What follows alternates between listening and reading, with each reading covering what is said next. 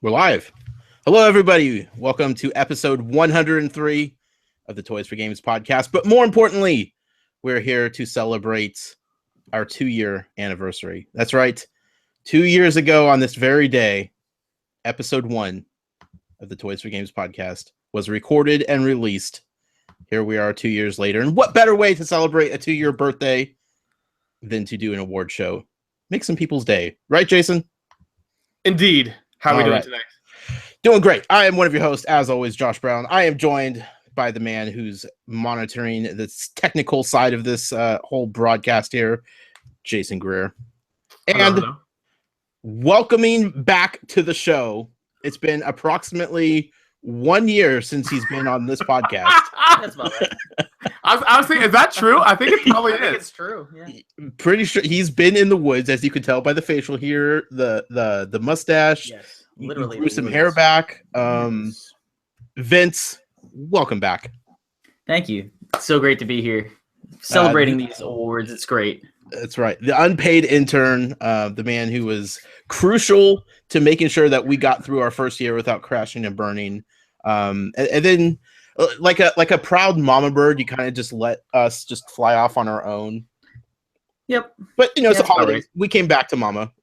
We had to check in and say hi. Mama missed you. Mama missed you. So for anybody that does not already know, I don't know how you missed this, but this is the second annual Toys for Games award show. We have tons of categories. We're going to be giving out awards all night. We're not going to have our normal typical show as we normally would. We're going to have some fun. We have some surprises. I mean, Vince, he's surprise number one. Off to a good start already. Always. Yeah. I mean, it's only downhill from here. Let's be honest. Yeah, that was it. That was the main surprise. Yeah, we peaked. It's all dollar store toys from here on out. Yeah. I love dollar Do you have any surprises to start out? I do. Okay. So, I do want to say this is a special gift that we got tonight. I'm excited to show off. We got it by Grizzly Knox. Send it to us this week to Josh and I. This is none other than a strawberry award. Look how cool this thing is. It's cool. Awesome. Yes. Yeah, so it looks pretty sweet. So again, thank you to Grizzly Knox for this amazing strawberry award. So this is pretty fantastic. It's really well done. I'm not very good at these things. So I got one too. Mine's downstairs. So definitely thank you to him for this. It's a nice little memento to celebrate 2 years of doing this stupid show. So good job. Put it up here without dying. Yeah. He's gonna right next to Matt's favorite trophy that he'll never have. Hey Matt, remember that time I had one of those? Hey Jason, remember the time I asked you if I could drink out of it? Yeah, well, everybody wants to drink out of it. Everyone has a dream. There we go. All right. Yeah, so thank you, Grizzly Knox, for that. That was very cool. Speaking of awards, though, I have a surprise. Oh, yeah? This has only been seen by Jason. Last year, we talked about doing some sort of trophy. And Amy's mom. I showed her about dinner tonight. Fair enough. Okay. Well, if Amy's mom's in the chat room, let's not spoil it here in the next 2 seconds. But last year, we talked about doing some sort of actual physical award, some sort of trophy for the winners. It just never happened. Things went, it got ridiculous busy for us immediately after the award show last year. We had PAX East and, long story short, didn't get around to it. This year is different. This year we have actually some trophies. These are handcrafted, handmade awards that are going to be giving to the winners tonight. Bam, look at that thing. It's so good. Sorry. That's right. That is the official Toys for Game award. Look at that thing. Look at that glitter. Look at that gold. Look at that shine. That's beautiful. That's right. Each winner will be receiving one of these handcrafted, hand-painted, specifically designed things for being so amazing. So I got plenty of those to give away tonight.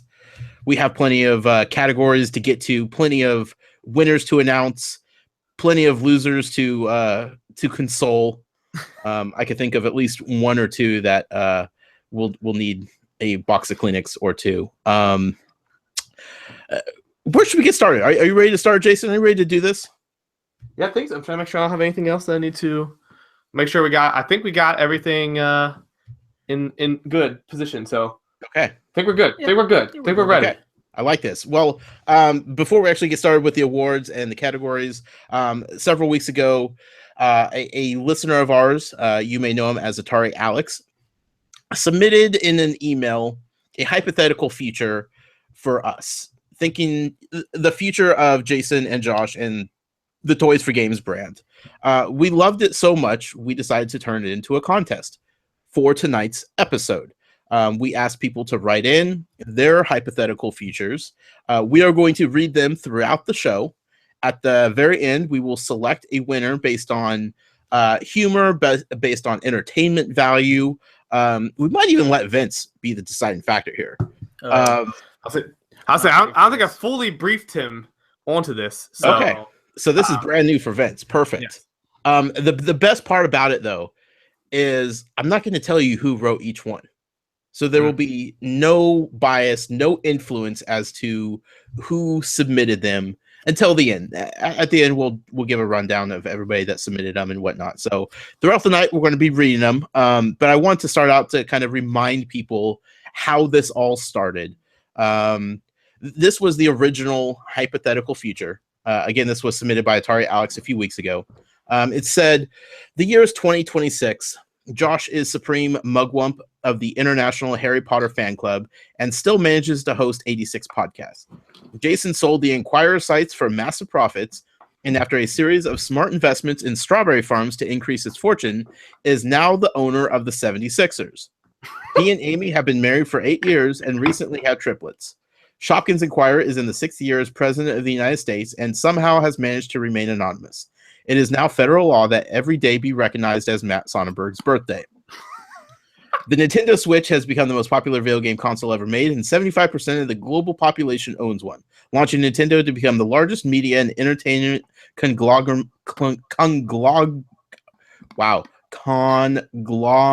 in the history of mankind. Using their immense capital, they purchased all Toys to Life brands, including Infinite Arms. All toys are now made with NFC chips, and anything without one is considered pointless. So, that is the first hypothetical future we received. That is what sparked this competition. Like I said, we're going to be reading them throughout the night. I just wanted to give somebody out there that may have missed it a little background as to what we're doing and why we decided to include it into this show. Because as we celebrate 2 years, what better way than to think about our future, right? It's true. Now, I do want to say something, though, because Colin Wheeler is in the chat. Yeah. Talking trash on the Sixers. Okay. Sure. Now, I mean, I'm a number. You know I'm a numbers guy. Okay. So I just want to throw this out there. In the month of November, 76ers were ranked 30th in the league in defense. Terrible. Okay. Terrible. Good stat. In December, they're the 18th ranked team in defense. Okay. It's okay. Improving. It's okay. Middle of the road. NBA playoffs a joke. You know, you just have to not suck to get in there. Right. But nobody plays hard in December anyway. Right. In January, Sixers so far are the 2nd ranked defense in the league. Wow. Won 7 of 9. In the last 10, I think they have the best record in the NBA right now. It's almost Ben Simmons time. Embiid's going to be an all-star. They're ready to go. I bought tickets for next Friday night's game. And it was normally $15 is what I paid for before it went crazy. Now they're winning all the time. Right. Cheapest tickets are like $90, you know? Let me just say this, Jason. You're a Philadelphia sports fan, right? Yeah. Oh, yeah. You know how this is going to end, right? That doesn't matter. You've been down this road. At least we're not Cleveland. Defending NBA champions, no big deal. Yeah.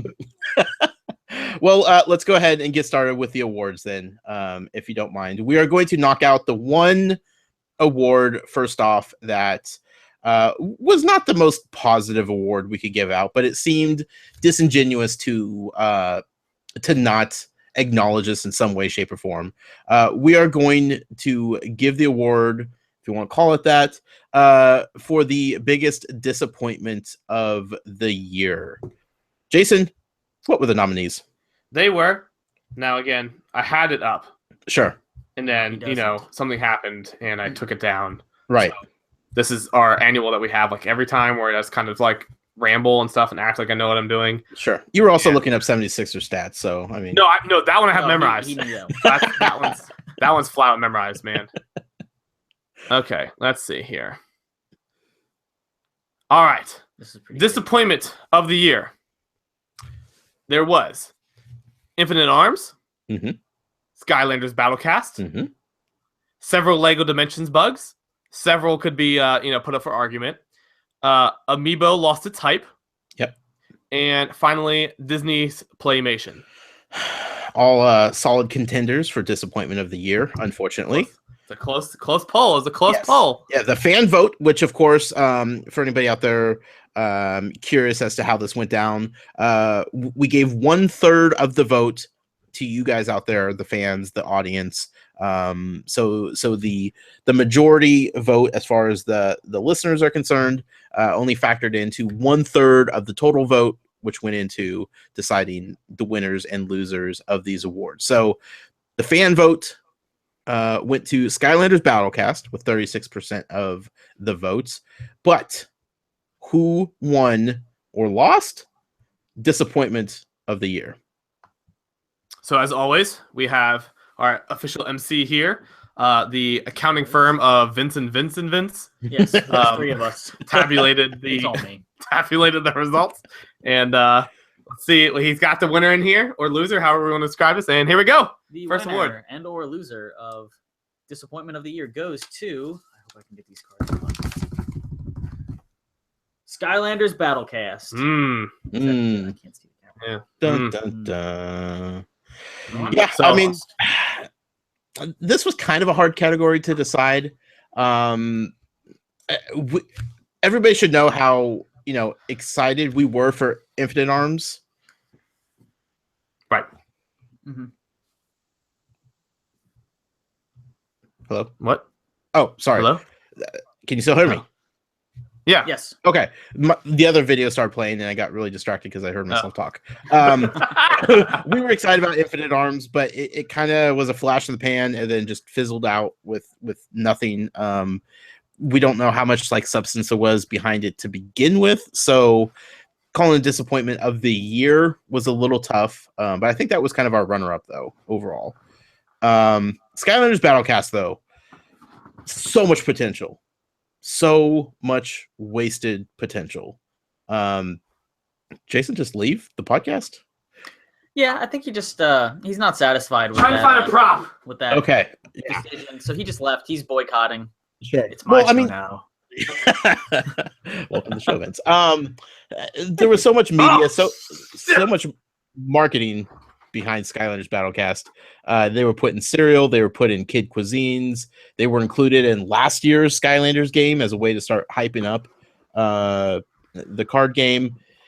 Once it came out, they were really cool, and then everyone realized that there wasn't much to do with them. So you know, everything's fine. Everything's fine. I spilled my soda. Everything's fine. Nothing. Wow. This is the greatest Everything's fine. Battlecast. Everything's fine. Anyways, live broadcast. Yes. Welcome to the Toy for Games Awards. If you've never been here before, we have chaos. Officially gone into the side of a mountain 15 minutes in. There's nowhere to go but up from here. Here's the thing. Here's the thing about Skylanders Battlecast. Yeah. Like we said, it was solid. They hyped it up without even saying what it was because we got those stickers with the figures. People are saying disappointment of the year for 2017 goes to spilled soda. That's fair. That's fair. It's good soda. Nice and fresh. We're off to a solid start. It's been a good 2 years here at Toys for Games. Solid way to end up our run here. Brought to you by Bounty Paper Towels. We are not sponsored. Not yet. They but people are wondering if this is why the Oscars have a 5-second delay. This is way more than a 5-second delay would ever allow for. It's Fine, it's fine.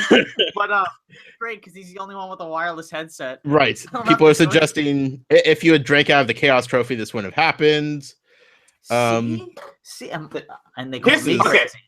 But no, anyways, seriously though, but Battlecat, yeah, I mean they could have done so much more with it. They could have integrated it into the game. They didn't really do anything with it, and it was like being so developed until it came out. The day it came out, they stopped talking about it. Right. You know, so Yeah. like they didn't even try. No, they didn't try. They kept putting out those like weird combination things on Twitter. I don't really understand that. Yeah.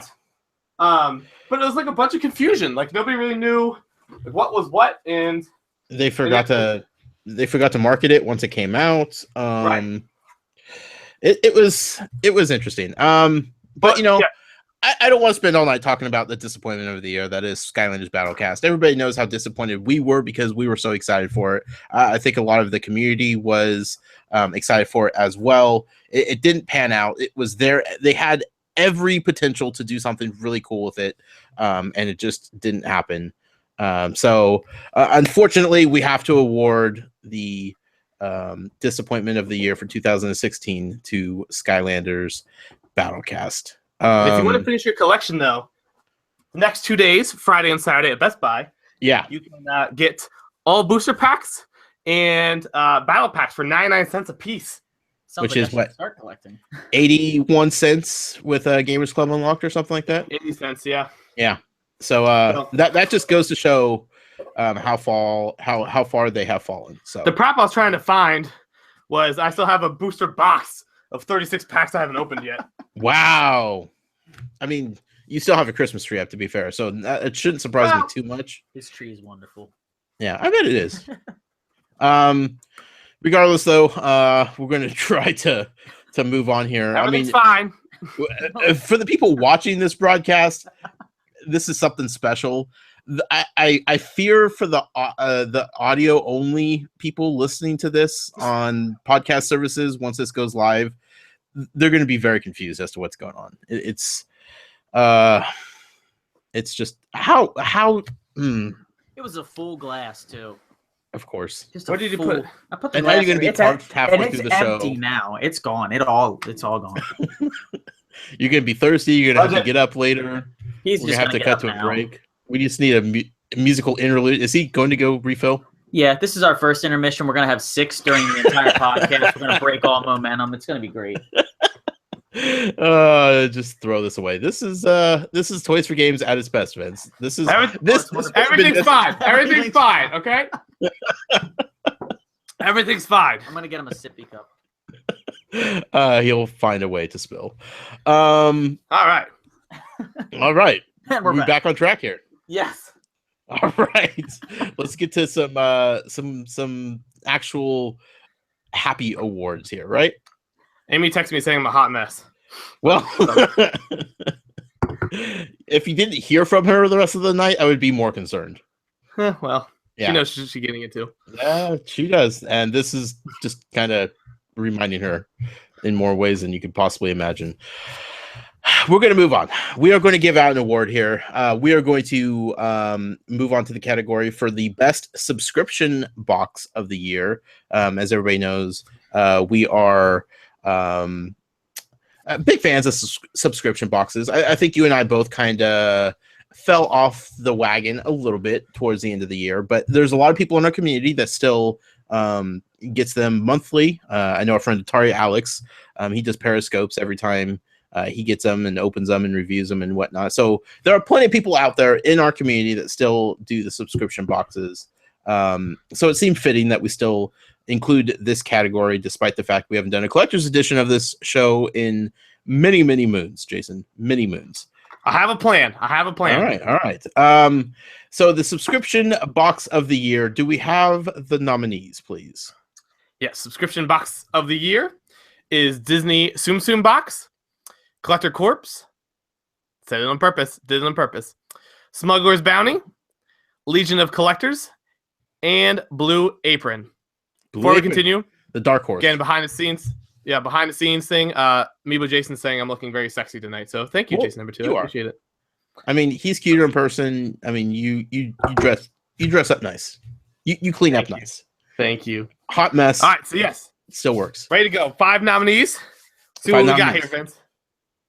And the award for subscription box of the year goes to. It's a tight envelope. It's a tight envelope. Disney Tsum Tsum. Disney Tsum Tsum. There you go. The lights. Lighting Yay. Congratulations. This was the winner of the popular vote by the community. And we decided that because the subscription boxes at this point probably mean more to the community than it does to us personally, we decided to keep the vote strictly for the community. And that's what won, which was kind of surprising. I didn't think either one of us saw this coming. Yeah, it was a big. I mean, I honestly had no idea who I was going to vote for. Again, like we said, as far as we soured on a little bit, it's one of those things that you would think we kept saying like, "Oh, competition's going to be great. It's going to be great," but nobody really took advantage of it. Right. You know. So, but it was good. And again, we were talking about this. I think it's going to be better even next year. The new subscription box is available now for ordering now. Looks like it's even going to be better. Excuse me, so I'm gonna go order that. Yeah. So it's a good way to go. I was shocked how well Blue Apron did. I got third in the popular vote with 20%. Now this is when I was going to say, as far as my vote, I almost would have voted for Blue Apron because of the fact that although it was expensive, everything like that, it did I learned a lot from the cooking stuff. I learned what I liked, what I didn't like. It was pretty good. And Vince came over a couple times having the meals. Like we didn't have like a bad meal. No. And it's got me to try stuff I didn't know I was gonna like. So like theoretically, legitimately, it's it had a chance, although we both canceled it after like a couple months and everything. It was pretty solid. But like for me, like I didn't cancel it because I wasn't getting value from it. It's just I realized that I could game the system a little bit because once you subscribe to it, even after you cancel, you're still able to access their entire catalog of recipes. So you can open up any of the recipes that you want. You could select, by several different categories, and then just go to the store and buy the ingredients that you want. And it's a little bit cheaper that way, and it feels a little bit more personal and hands-on than them just sending you a box and say, "Here, do this."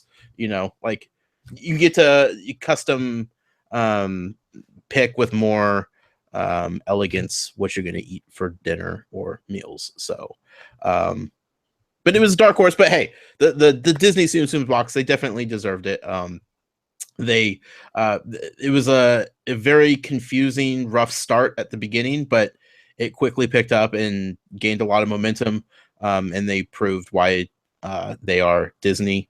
And they are able to deliver when they say they're going to deliver. So congratulations, Disney Tsum Tsum box, for winning the subscription box of the year. Next category, we're going to move into everybody's favorite category, the Inquirer site of the year. Jason, what are the nominees? Nominees. Val says hi in the chat, so shout out to Val and everybody else in there. We have 34 people watching so far, so hello to everybody. Right. Hope you're able to join in the chat room. Hello to everybody. Nice to have you here. Inquirer site you guys are of the something. Year. Huh? Everybody not watching, they're missing something special. I thought you said I'm missing something. I was like, what am I missing? Everything. We got 5 nominees for Inquirer site of the year. We have Infinity Inquirer, RIP, Skylanders Inquirer, Brick Inquirer, Jason Inquires, and Light Seekers Inquirer. Right. Amiibo Inquirer did not make the list this year, although you probably still get activity on that somehow. Probably still do. Boy. The night's off the rails. Oh my. Man, it's been a good 2 years. So what was the fan vote for Inquirer site of the year? You mean to tell that first? Sure. Yeah. So with 51%, it was Skylanders Inquirer. Okay. Was Let's see who won. Dun, dun, dun. The award for Inquirer of the Year, or Inquirer Site of the Year, however you guys said it. Inquiries. Goes to Jason Inquires. Ooh. Again, we left this up to the community. It seemed only right that the community decide which site they liked best from you. So Skylanders won, though, the community vote. Not even paying attention to myself right now. No, you're not. No. But no, we talked about for a while. Said, you know what? Forget you, community. You don't know what you're talking about. Aren't they all you anyway? Either way, you win. No, yeah. Well, no, we said that we talked about it because we said, legitimately, I think in the last year, I think my personal Twitter account, I think that's been doing pretty well, bringing things together, right? Things like that. So, but the Skyless Choir has had a good site, but it's kind of one of those like I've backed off that one a little bit in the sense of that like Matt has it covered. So like I put my stuff in there when I have stuff to put in there. Sure. But I always know that Matt's going to go. Or when you know he's on vacation and you can swoop in. Yeah, right. Yeah. Dude, when I was gone, do you know about that? I was like disconnected for like a couple days. I've never seen Matt with a higher post frequency the time I was away, man. He was not messing around. He was not messing around. Mm-hmm. But no, so again, I appreciate all the support. Everybody always gives us Inquirer sites. Right. I teased this on the previous podcast, but exciting things hopefully are to come. So we're working towards a goal for 2+ years. So we're almost there. So we'll see what happens, but might have a one-stop solution for all your inquiring needs soon. One-stop shop for everything Jason inquires. Yes. Moving on. We are going to go to the next category. This is the Toys to Life Retailer of the Year. Not the most popular of categories. People aren't as positive about shopping at retailers as you would expect. A little disgruntlement based on the selections. But Jason, what were the nominees? So for this award, the Toys to Life Retailer of the Year, we have Target, Best Buy, Toys R Us, Amazon, and GameStop. Mm-hmm. Several good selections for all of your Toys to Life needs. Again, we're in love with physical products here. These are toys. Yeah. You have to buy them from somewhere. So it makes sense. Vince, who won for a Retailer of the Year? And the winner of Toys to Life Retailer of the Year goes to, or the award goes to, English is hard. It's we got it. Amazon. So this was a close one. Yeah. Toys R Us had 40%. Amazon had 27%. GameStop had 20%. Target had 7%. Best Buy had 7%. So there was benefits and things, and you and I talked about this for a while. We gave it to Toys R Us last year. Mm-hmm. Well deserving of it last year. Yeah. But what I think tied into it for this year was as much as Toys R Us has still been like arguably saying if you need a single figure, one thing you need, you go to Toys R Us. I mean, they pretty much have everything in there. But we think Amazon did the most to improve this year. Mm-hmm. We felt Toys R Us scaled back. I mean, that's not even an argument. They put it. I mean, we talked about Skylanders to have like 3 walls, a big, huge wall. Now, like they're all sharing one little mini aisle kind of a thing. Yeah. Amazon, as you remember, if you don't know about for Skylanders this year, typically it's Toys R Us's Wave 1 and 2, everything like that. This year, all retailers got Wave 1 and 2. It's a little bit different, but Amazon created this bundle deal. You got all of the ones you needed. Plus, they had an exclusive one, Choppy Mage, which to this day is still not available, right? Or is it out? Right. No. Yeah. Still not available. So it's still not available. We thought it was going to be out by now. So available exclusively in that bundle still. So we felt they did good with that. Lego Dimensions, they've been a little bit better having stock ready to go. Had some decent sales. Again, price matching most of the time, but still some decent things. But we just felt Amazon did the most to improve their stock this year, both figuratively and as the other way you can determine stock. Compared to Toys R Us, Toys R Us went back, Amazon went forward. So we'd give it to them. Yep.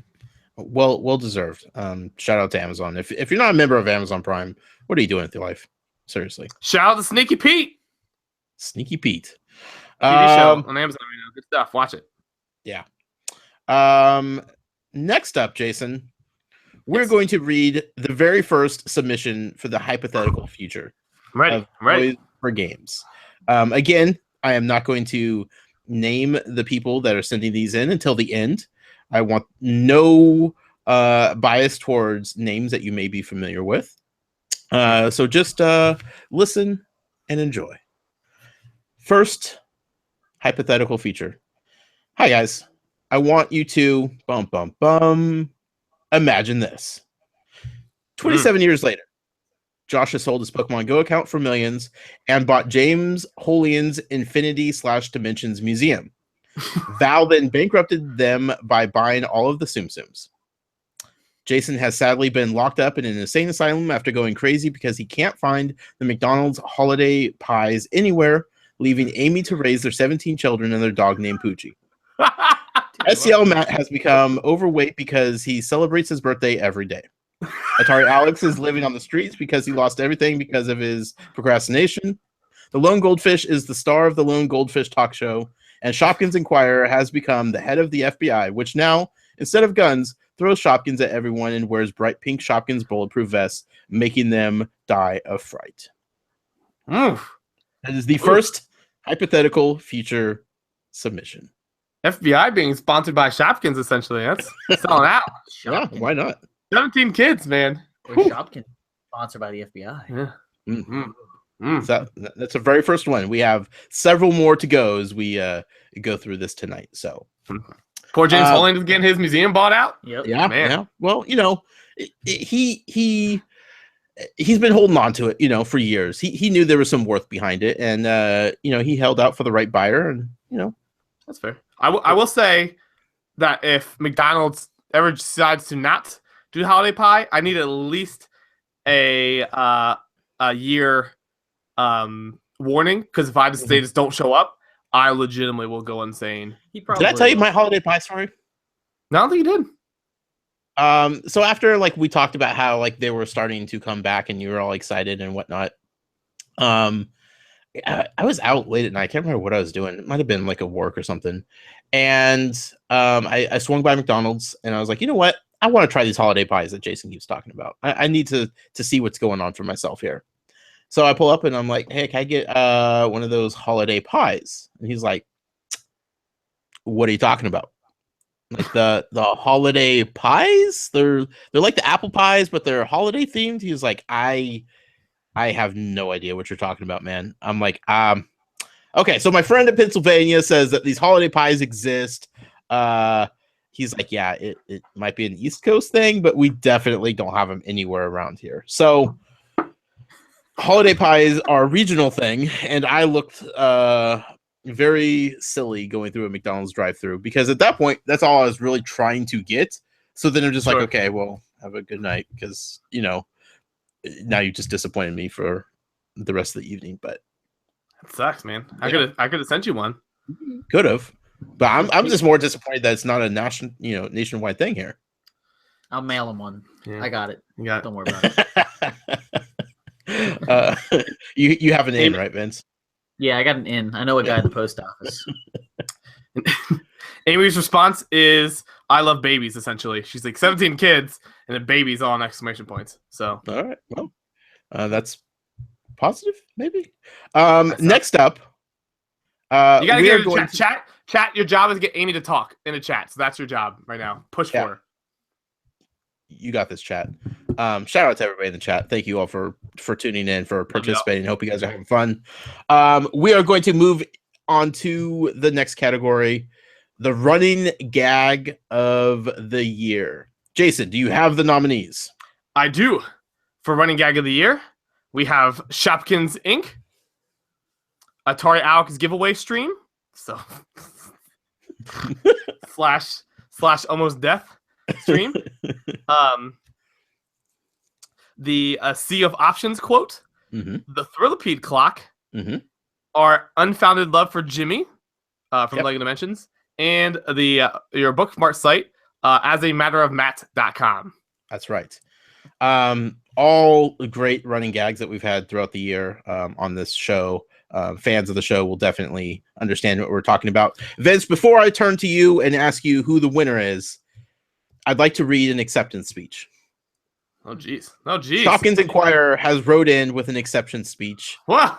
Someone's feeling cocky tonight. Dearest Josh and Jason. So this was written as soon as I found out about the nomination. Use at your discretion. Thank you for playing clips and the score from the cinematic masterpiece Monster Trucks as I walked to the stage to accept this award. It wasn't easy to win the 2016 running gag of the year, especially not against the Thrillipede clock that is literally running possibly until the end of time. I mean, I don't even run on the treadmill. So running is not my forte. And yet here I am winning the 2016 running gag of the year. Look at this competition. First, the Atari Alex Periscope was incredible. Not only did Alex spread the love of Shopkins to unsuspecting grocery shoppers, but he almost died in the middle of it during a heart-stopping 7-minute blackout when we were all on the edge of our seats. Shout out to his co-conspirator Brandon, who I heard ran back to the store to buy 9 more packs of Shopkins.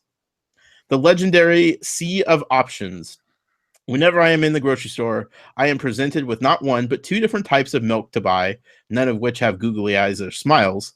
I curl up on the floor in a fetal position because I cannot handle the sea of options before me. I just can't. Hats off to Skylanders Imagineers for making sure that consumers like me aren't presented with a similar dilemma. Jimmy from Lego Dimensions. Okay, so here's my serious competition. I mean, have you heard that super smooth accent? Jimmy, we love you. Keep being you. As a matter of Matt.com, my default homepage, as a matter of Matt.com, is the ultimate tribute to the hobbies of the one and only Matt Sonnenberg. Let me tell you all about how much I admire Matt. Oh, looks like they're playing the credit song from Monster Trucks. Time to wrap it up. Thanks again to all the listeners for this incredible award. I'm going to Hogwarts to celebrate. Mischief managed. Signed, Shopkins Inquirer. P.S. Hey, Moose Toys. 2017 Love Story of the Year Award. Let's go get it. That's a solid acceptance speech. Yeah. So, with that being said, Vince, will we please reveal the winner of the Running Gag of the Year Award? And the winner of the Running Gag of the Year Award goes to the Thrillipede clock. The Thrillipede clock. I'm sorry, Shopkins Inquirer. It wasn't meant to be. No, not this year. No. It was a solid effort. Yeah. I appreciate the acceptance speech. But, Thrillipede clock, I think, was one of your finest ideas, Jason. Thank you. It was very well done. We checked in on it pretty much every week. There was a moment where we had to actually question whether or not it was time to stop it. We have not had reason to as of yet, although it has mysteriously disappeared from the website. It's mysteriously disappeared. Yeah, I'll figure that out hopefully this weekend. Yeah, widgets, widgets. Widgets, yo. Widgets, yo. Thrillipede clock definitely is deserving of the running gag of the year because seriously, Skylanders, seriously, where's Thrillipede? It's terrible. Moving on, we have to move on quickly before Shopkins Inquirer just sulks in his own sadness here for too long. Tears. We're going to move on to the social media account of the year. We're big fans of social media, as you may notice, and we respect well-managed social media accounts. With that being said, Jason, what are the nominees? Social media account of the year, we have 5. We have at Skylanders, at Lego Dimensions, at _ Lightseekers, at Beast of Balance, and at Original Funko. Solid choices. What was the popular vote for this one, Jason? Popular vote this time was Skylanders with 57% of the vote. All right, overwhelming response. I think this is a important time to note that the Skylanders fans this year came out in droves. They were rabid. Rabid. Yeah. They pushed for some votes extremely hard. And kudos to them. Like the Skylanders community rose up and they tried to not only rig this election, but make it very difficult for it to be anything other than a Skylanders-centric award show. But with that being said, did they win this award? Vince, who is the social media account of the year? And the award for social media account of the year goes to at _ Lightseekers. The Lightseekers Twitter account. I get paid for anything. Go ahead, explain it. Yeah. So we were talking about this for a while. Because same thing. I mean, Skylar's has done some stuff. Lane Mesh has done some things. Funko just does giveaways all the time because the bounce has been pretty good. But we just felt like, and we can attest to this personally in the community, since we had some members in the community benefit from this. Mm-hmm. They are much more plugged in. Right now, they're doing giveaways constantly, asking for feedback, having a Q&A time, doing those live streams all the time, talking about the card game, doing stuff consistently. There's always fresh content on there and not just rehashed. Sometimes Skyrim says hey, here's this figure that came out 6 months ago. Here it is. There's this figure coming out today that still isn't out yet. Here's Thrillipede. I think the biggest testament to how good their social media account game is, they haven't released a game yet. Lightseekers is still not a game that people could play. And since their announcement up until this point, and I'm assuming up until the release of the game finally, they have managed to grow their audience. They have managed to continue to build hype, to build this community, all without launching a game yet. That's an incredible thing to do. Usually you need, something to point people out and say, hey, this is a cool thing. So it was really well done on the Lightseekers part to realize that they were announcing something and then continue to grow what they were announcing into a community before our eyes. So, yep. Yeah, so I was saying they've been pretty good as far as giveaway stuff. Phoenix got some sweet swag. I think just got it in this week, so they did a pretty good job. So, doing good. Yep. So congratulations, Team Lightseekers, for your social media game, which is totally on point here. So good. Next up, my favorite category, the love story of the year. And this is my favorite category because this was actually submitted by our good friend Amigo. After the nominations were already made for all of the different categories, he's like, hey, this should definitely be a category. Usually a day after the fact, I'm like, look, we've had all this time. Now you suggest this, but it was too good to pass up. It was too good for us to not reward the community by talking about our favorite love stories of 2016. Jason, what are the nominees? So we got Jason and GameStop Girl. We got Josh and Harry Potter. Jason and Pretzel Girl. Josh and Pinata. And Jason and Amy. Amy is watching, huh? Tough. Yeah. She's watching. Is she ready for this? Does she have out. her acceptance speech ready? She better. Let's get her on. Vince, please tell us who won Love Story of the Year. And the winner of Love Story of the Year goes to Josh and Pinata. Ooh. Yeah. How could you not love that face? Look at that thing. It's adorable. Here's the thing. I will gladly give up my award for loving this beautiful creature right here on the spot if you could get Amy to give an acceptance speech. Oh, I'll do it. I'll do it right now. She's going to love every second of this. Put her on speaker. Oh, you know darn well I am. Funny thing is, it's so delayed, she doesn't know it's going to be coming. Rails. She's not going to answer. Pinata, though. Pinata's a special thing. She's not going to pick up. Oh, she won't. Pinata. Hello? Hello. Hi, Amy. Hi. How are you this evening? I'm great. Yeah, welcome to the Toys for Games Awards. The second annual. Second annual. Second annual. She doesn't even know what to say. Do you want to make an acceptance speech at all? I'm so shocked I don't have an acceptance speech ready or anything. That's fair. Sure. But I'll have Josh keep his award. It is a pretty cute figure, so. It's a what? I said it's pretty. The Pinata thing is pretty cute, so I'll let Josh keep his award. I can see why he loves it so much. That's She's fair. too nice. That's true. But anyways, well, we appreciate it. Thank you for picking up. Thank you for turning in. All right, have fun. I love you. Love you too. Bye. Bye, babe. I thought she wasn't gonna say it. I thought she was just gonna say and that's why you guys didn't win.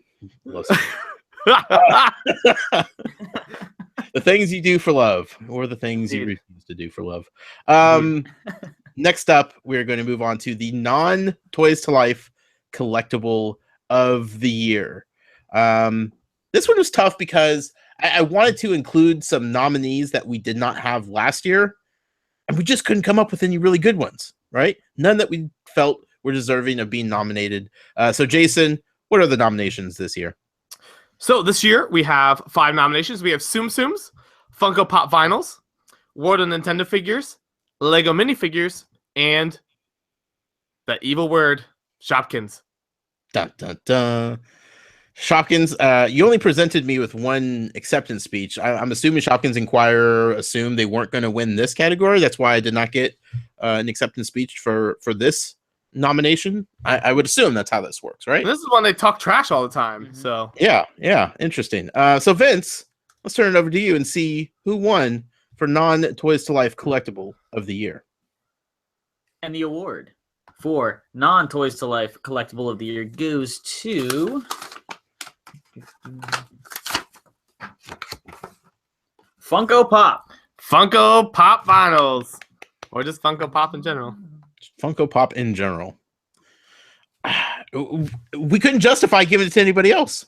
No, I mean, it's at the end of the day, it's still like, I think the phrase I use with you is we can't punish them for still being on top. Yeah.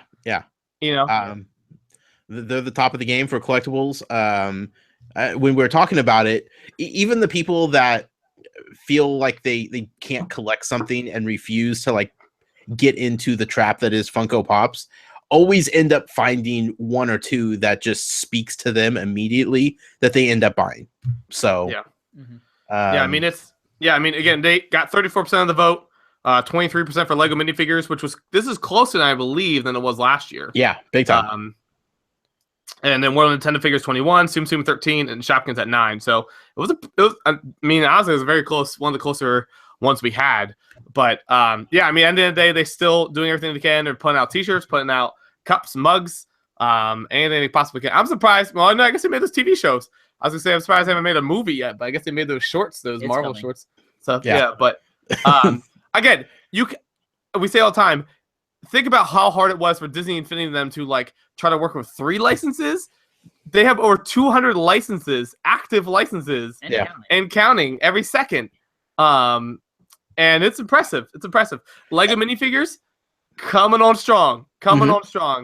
Yep. I mean, you and I said about if the Batman series came out in December versus January 1st, so it's Woo! second 2017, that would have made it closer. Yeah. We made an argument whether the minifigures inside of the actual sets would count, but those themselves, those have been making it making a good comeback as well. So we'll see. Right. And like, honestly, you can't go to any store, any retailer at all these days without seeing Funko Pop somewhere. Right. Mhm. Like, and they're just dominating the dojo. So hats off to Funko for continuing to be king of the non-Toys to Life collectibles as far as the Toys for Games community is concerned. We're rolling through these, Jason. Next up, On to the next we have hypothetical feature number 2. one. Yeah, right. Get your popcorn ready, folks. Here we go. Well, Jason would spill it if you had it anyway. So, Yeah, it's true. Hey. So hypothetical feature number 2 starts off with the year is 2020. Josh and Jason are both in the final stretch of their Toys for Games farewell tour. They find themselves in merry old England after visiting their good friend James Holian, who has just finished showing the guys around his museum. They begin to reminisce of the good old days as a tear slithers down Jason's cheek. Josh gets distracted as he's playing Pokemon Go still and has just caught a Mr. Mime. Josh fist pumps the air and completely ruins the moment between the Disney Infinity ambassadors. Josh, now president of the fan club for Nintendo Newscast and owner of the Harry Potter and Fantastic Beasts Appreciation Society, is still trying to convince Jason that now would be a great time to start up a new podcast. Vintage Collectibles would be Josh's 127th podcast to date, which discusses the all but forgotten Toys to Life franchises, and refuses to accept that Jason is too busy, given he now has 6 children with Amy, 2 sets of triplets, all within 3 years, named McQueen, Mater, Fillmore, Doc, Francesco, and Sally. Yeah. And that he now has his own talk show on ESPN for college football and soccer, given both of their recent acceptance as real sports by American people.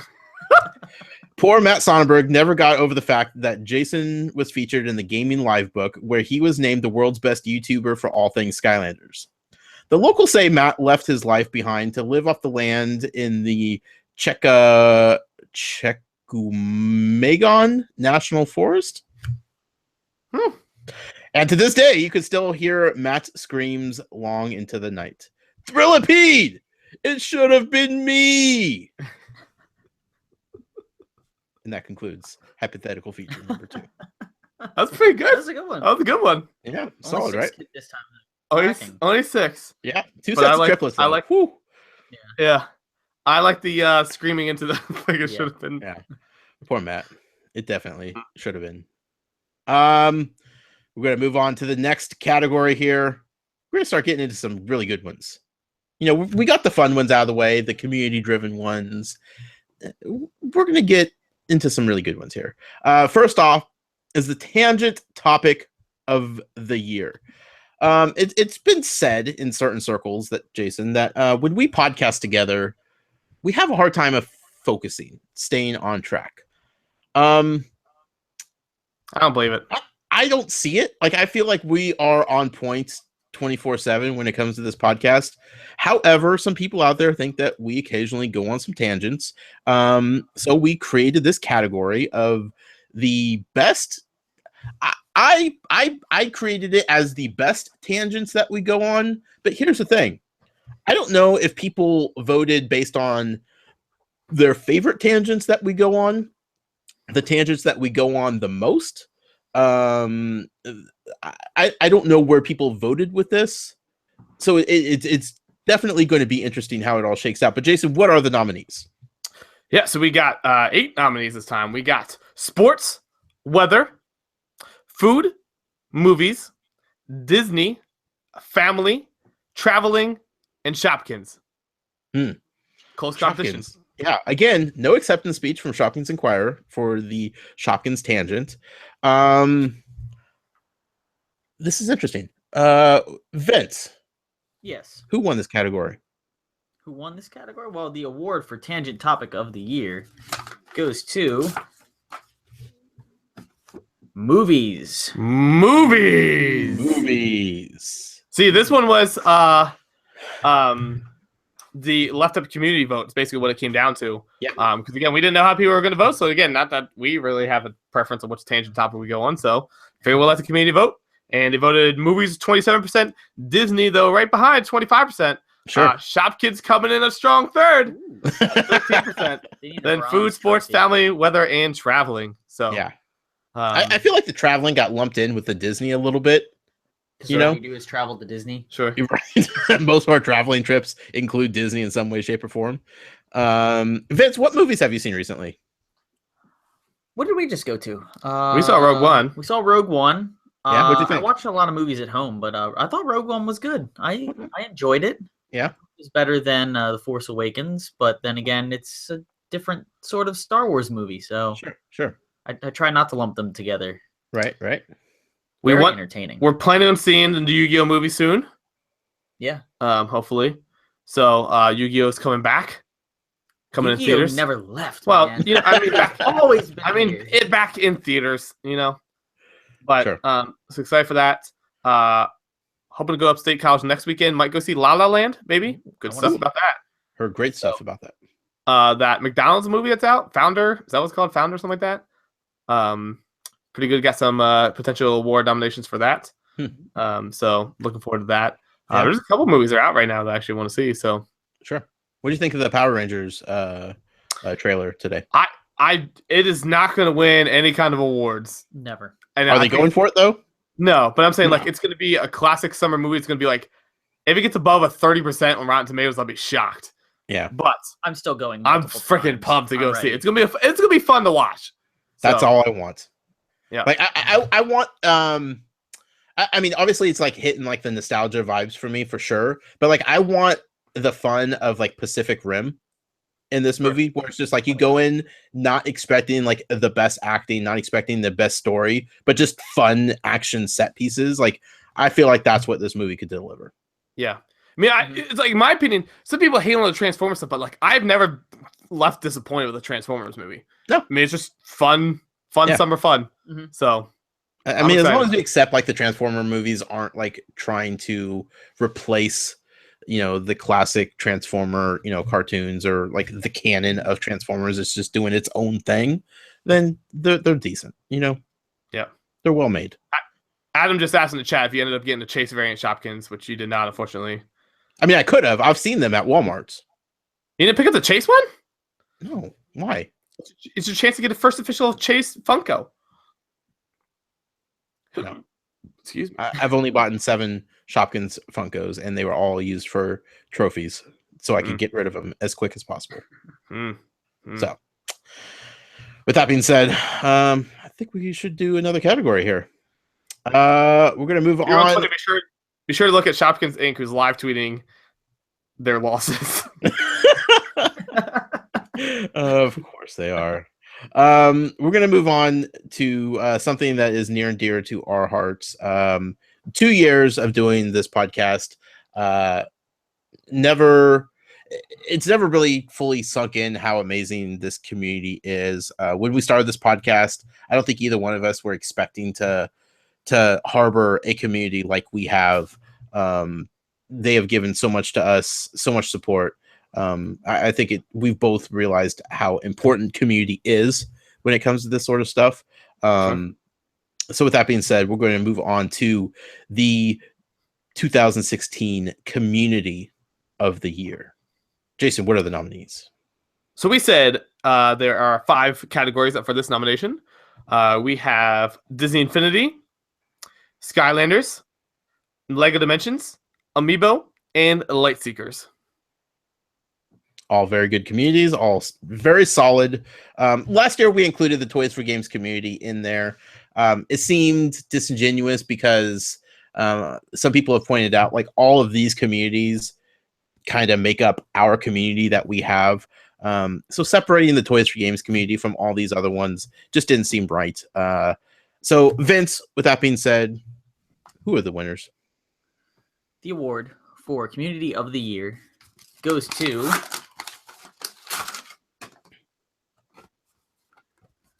Skylanders. Skylanders.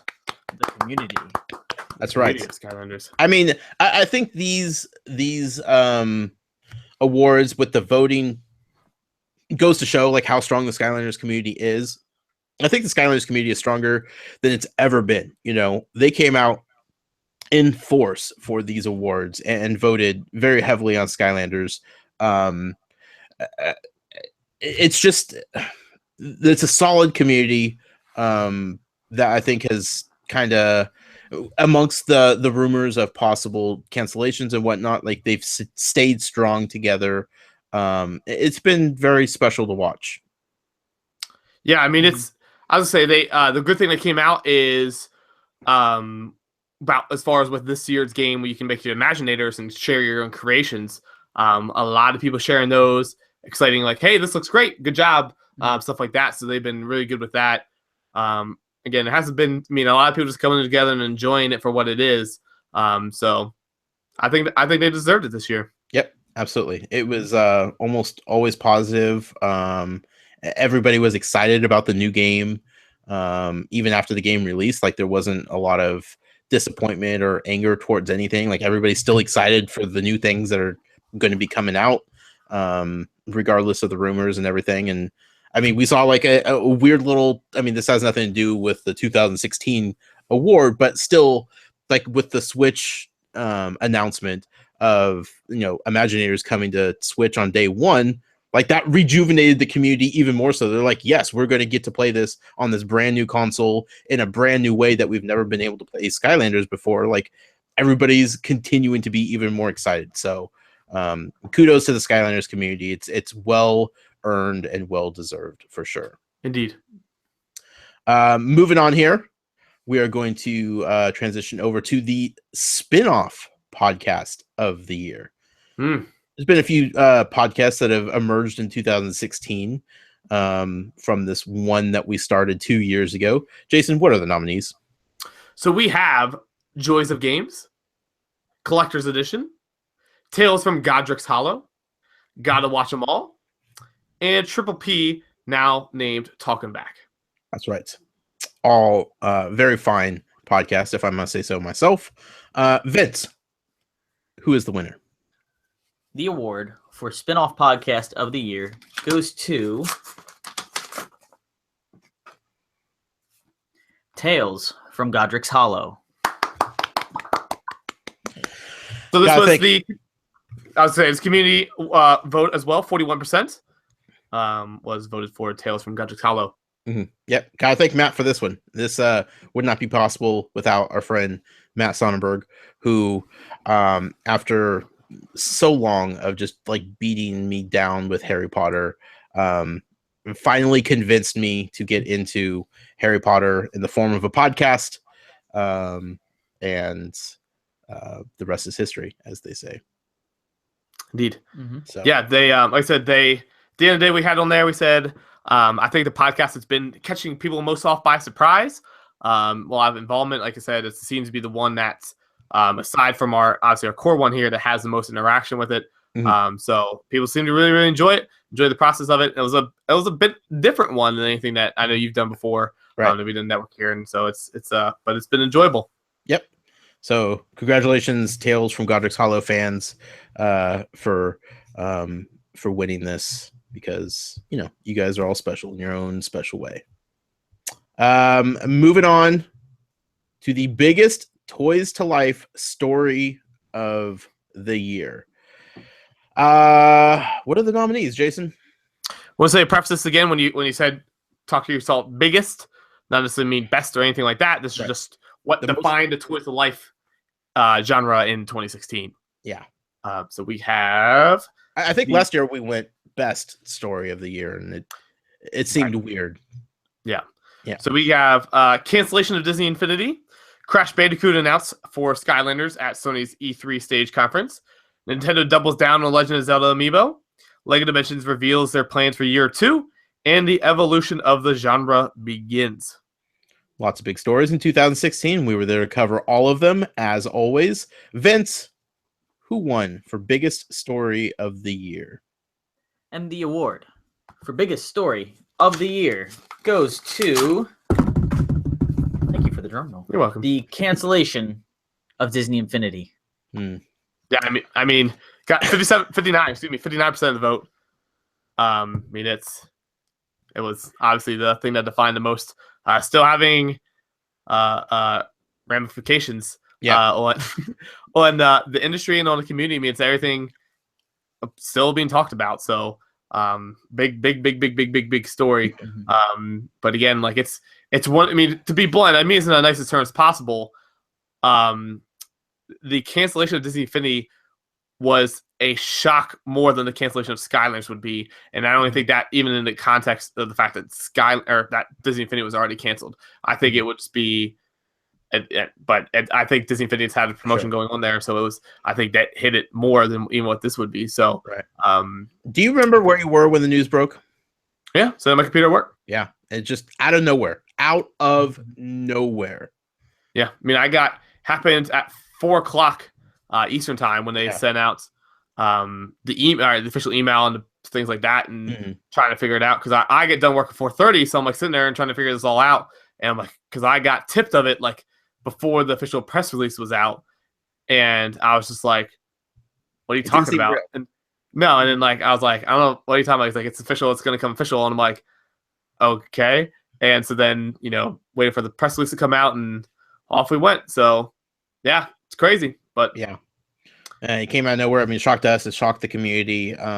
It was a several week process to kind of flesh it all out and um, let everybody get their emotions out. And some people are still, extremely sad about it and still trying to deal with it. So it only made sense that we awarded it with the biggest story of the year, unfortunately. Yep. We are up to hypothetical future number 3. Ooh, number 3. Are we ready, folks? Ready, Freddy? Let's do this. All right. The year is 20XX. The Toys to Life genre as a whole has made a stunning comeback in the mainstream. Disney Infinity was bought out by Moose Toys, creator of Shopkins. Basically, everything they make turns to gold, so the game became a huge hit again. Every figure that was teased and leaked before got a full proper release. Turns out, the petitions really do work after all. Who knew? LEGO Dimensions and Amiibo have both had a decent run as well. Recent waves of Dimensions figures have given us a whole bunch of unexpected franchises, including Mortal Kombat, Teenage Mutant Ninja Turtles, and Friday Night Lights. Yes! Amiibo continues to be Amiibo. Nintendo has yet to make an Amiibo-centric game, but seeing Amiibo fans will still collect them regardless. Why would they? Out of all the Toys to Life franchises, Skylanders has made the most impact on the world. Activision CEO Bobby Kotick has become the president of the United States. His first act as president is to abolish all calendars across America. His second action was to revive the series after its inevitable demise back in 2016. With the combined effort of both Toys for Bob and Vicarious Visions, now joined together as Skyland Studios, a full-on remake of Skylanders Spyro's Adventure and Skylanders Giants was created, introducing a whole new original cast of Skylanders with no gimmicks or dumb things attached to it. It was a huge hit worldwide and caused a grand resurgence in the franchise after a long-deserved hiatus. That is, until they released Superchargers 2 and the series crumbled to the ground once more. As for our two wonderful hosts, their lives continued as such. Josh expanded his horizons and is now the host of a successful radio podcast talking about the latest and greatest in podcast media. His show became such a huge hit that he was able to fund the creation of a real-life Pinata, who he co-hosts with every so often. Jason Greer runs one of the biggest news outlets in all of the world. Frustrated by the lack of accurate sourcing and common sense, Jason set out to create a news outlet that is unbiased and factual as possible. This dream of his led to the foundation of Greer News Incorporated, and its many different sub-organizations were soon to follow. Amy and Jason lived a happy life raising two sons who would go on to play for Penn State and the Philadelphia Eagles, much to their godfather Matt Sonnenberg's dismay. All was well in the Toys for Games community. Although we still don't know the identity of the elusive Shopkins Inquirer, some knowledge is just too powerful to know. That was pretty good. That was a good one. There we go. Yeah. The counter one. The counter. Yeah. That was creative. Counter got me. Counter got me. That was funny. So that's number 3. These are good. These are good. Yeah, I told you. I tried to warn you how good these were. Oh my gosh. Let's just have a live Definitely podcast about this once a week. Yeah. We're gonna have a spin-off podcast to talk about our hypothetical futures. We're gonna get to the meat and potatoes of this award show, though, Jason. It's time to start giving out the serious awards, the hard hitters, if you will. We're gonna start off with the variant figure of the year. What are the nominations? So our nominations for this year's variant figure of the year, we have Gold Mega Man from Amiibo, Green Arrow from LEGO Dimensions, Ember from Skylanders, Solar Flare Aurora from Skylanders, and Captain America, the first Avenger figure from Disney Infinity. All solid variants that were all released in 2016. Vince, who won? And the award for variant figure of the year goes to Solar Flare Aurora. Now, because we were so unprepared for the podcast, neither one of us actually have the figure to show off right here during the show. But Jason, can you explain a little bit why Solar Flare Aurora won this award? Yeah, so it came down. I mean, Solar Flare Aurora was up there. It was a close vote, top to bottom, for best variant figure, we have December. What did I say? I was just filling in the word you were searching for. Yeah. So December 27%, Gold Mega Man 20%, Solar Flare 19%, Captain America 18%, Green Arrow 16%. So close vote there. Mhm. You and I had, this is probably our second or third biggest debate as far as which one we thought best we should cast our votes for. Yeah. So yeah, we had that. We said December. We more so, it was a variant, absolutely any other day. We kind of classified it as more of like an artwork, like a custom. Yeah. More than just a plain variant. So because like it's kind of unfair, to be honest. Right. You know, it could have won on the name alone. 100%. Yeah. But yeah, so we went through that. Gold Mega Man was a great variant, but again, like they already did it. Yeah. You know, with Gold Mario. Captain America: First Avenger, we felt like almost put it just because of how much surprise it was. Remember, everybody, again, fully admitting Captain America fan myself, was like questioning the decision to do it. Again, I was excited about it because I'm a Captain America fan, but I was like, I don't know about this. And then they're packing again. Remember, that was a highly contentious decision. But most people enjoyed it. Like Captain America kicked butt. So yeah. So I was giving him in that sense of it all. But we went with Sword Flare Aurora. Kind of jokingly in the matter we said about it was fun they released it on Black Friday. We appreciated them doing that. But at the end of the day, we've heard this from a couple of people. It's one of the best Skylanders figures ever. Yeah. And heard from some people now, I fully attest to this. It's better than regular Aurora. Yeah. So I said the variant's better than the original figure. Yeah. That's that's a winning thing right there. Yeah. So congratulations, Solar Flare Aurora, on variant figure of the year. Available at Target right now. Shout out to Target. So they are coming in hot and heavy in MLS this year. Okay. Minnesota has a team, Minnesota United. Okay. They're the sponsor for Minnesota United, so we're going to have this Target thing. Target's also going to be an official sponsor of MLS and of U.S. Soccer Development League, so they're going in hard. Nice. So hoping some more MLS stuff in Target. So while, Seattle gets Xbox and Minnesota gets Target, Philadelphia Union still got the word bimbo across their chest from Bimbo Bread. So everybody else enjoy your legitimate companies. Don't worry, I'm fine with bimbo over here. Goodness, soccer. Moving on to the next category. This one was a fun one to talk about. The interview / guest of the year. We had tons of great guests on our show throughout 2016. Some of our guests showed up way more often than we expected. Some guests just wouldn't go away. But we loved each and every one of our guests.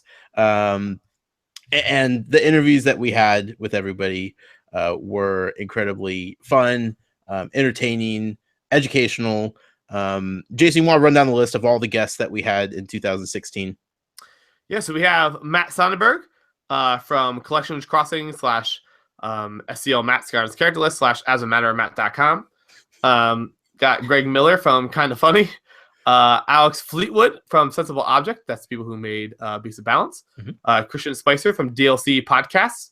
Brandon Jones, formerly of Game Trailers, now of Easy Allies. Patrick Klepek, originally from, well, not originally, but when we interviewed him, he was with Kotaku, now at Waypoint. Jason number 2, and Lauren from Nintendo Wire. Robert Welkner from CoinOp TV. We have to get him on there, as I keep saying, because I apologize, because I passed out on that interview because Lego Dimensions news went. So still really feel bad about that. So I did my best.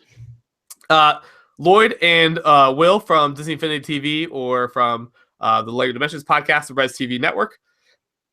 And then we have Alan, Chris, Jane, and Crow from Lightseekers. And we got Ken and Sam from Toyg, the people, new Kickstarter project that they're attempting to put out there. Right. A lot of great guests, a lot of great interviews. Vince, who won? The award for interview / guest of the year goes to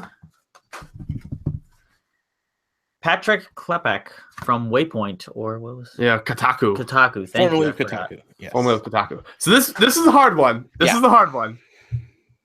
Matt put his army into full effect. Got 58% of the vote. Ready to like, rock and roll. Every time Matt's on our show, it never feels like we're interviewing him. It just feels like, a He's third the unofficial third co-host. It's like we joke. Yeah, absolutely. So Matt, I mean, like Jason said, the army came out in support of you, and that was very charming to see. But as far as like the best interview is concerned, it definitely feels like the Patrick Klepek interview was the most timely, the most on point, and one of the best listens for our community and the audience out there. Shop Kazake. Whose fault is that, Matt? But yeah, so yeah, it basically came down to Patrick Klepek. It was big for us. I would say like a big get, like, like, oh yeah, we got this, but it was an important interview. Yeah.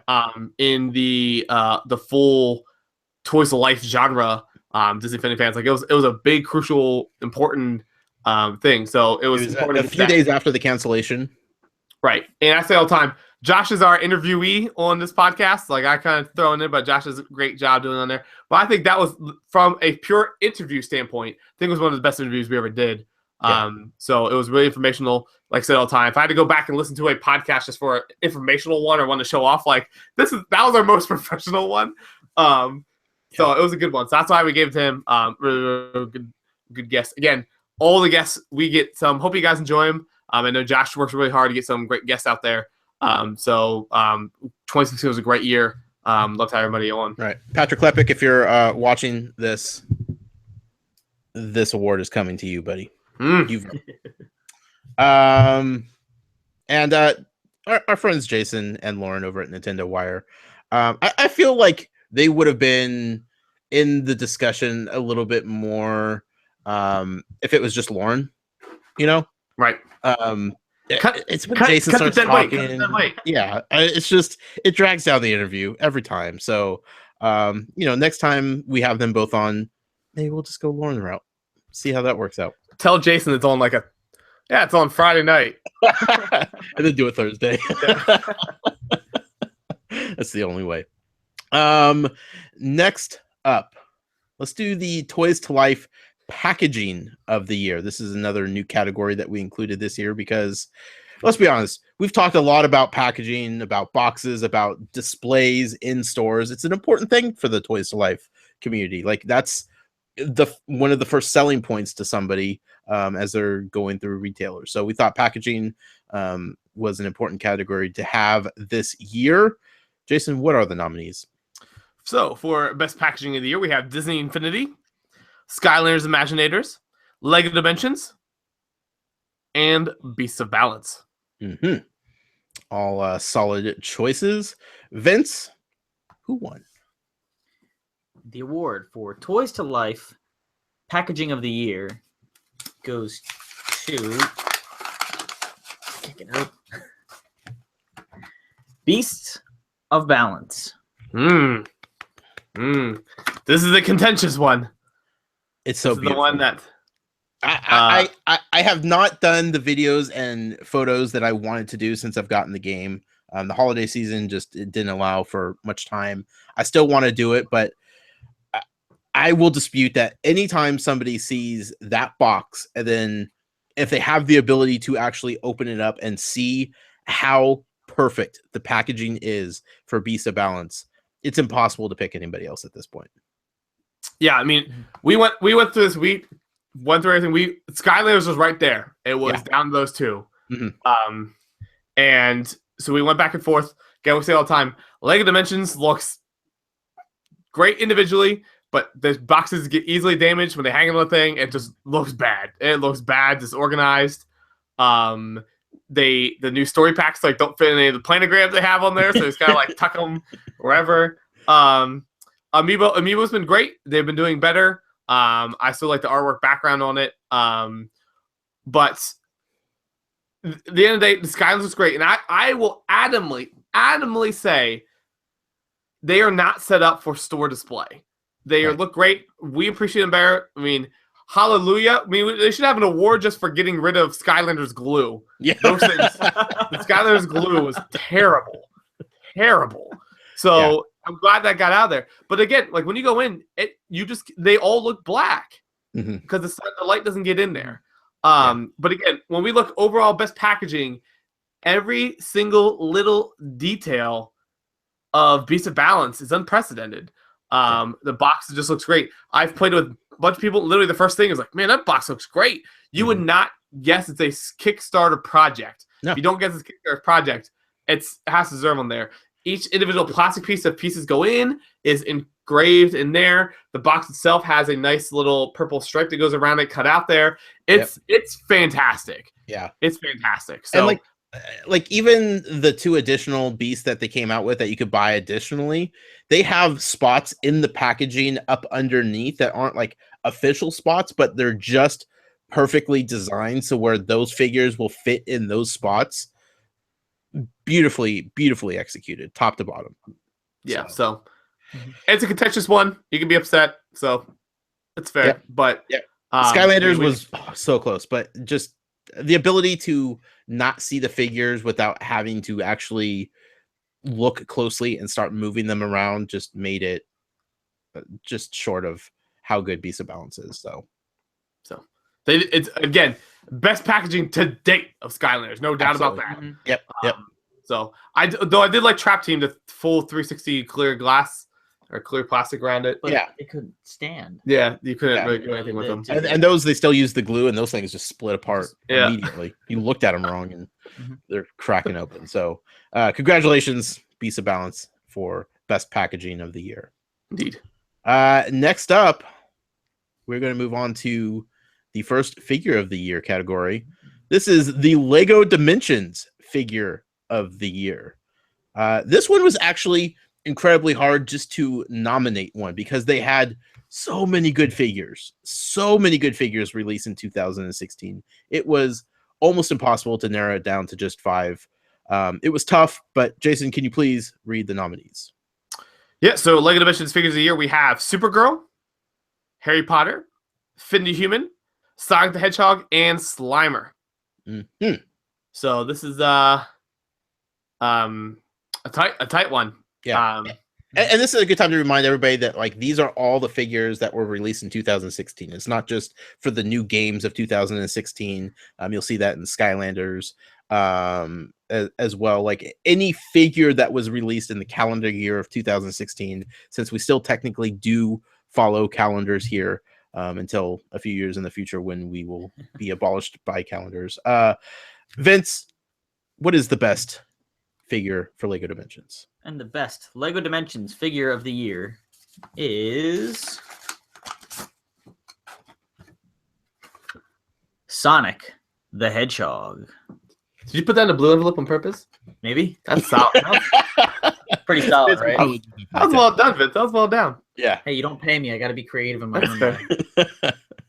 Yeah, so again, I think at the end of the day, that's the one that grabbed most people's attention into Sonic.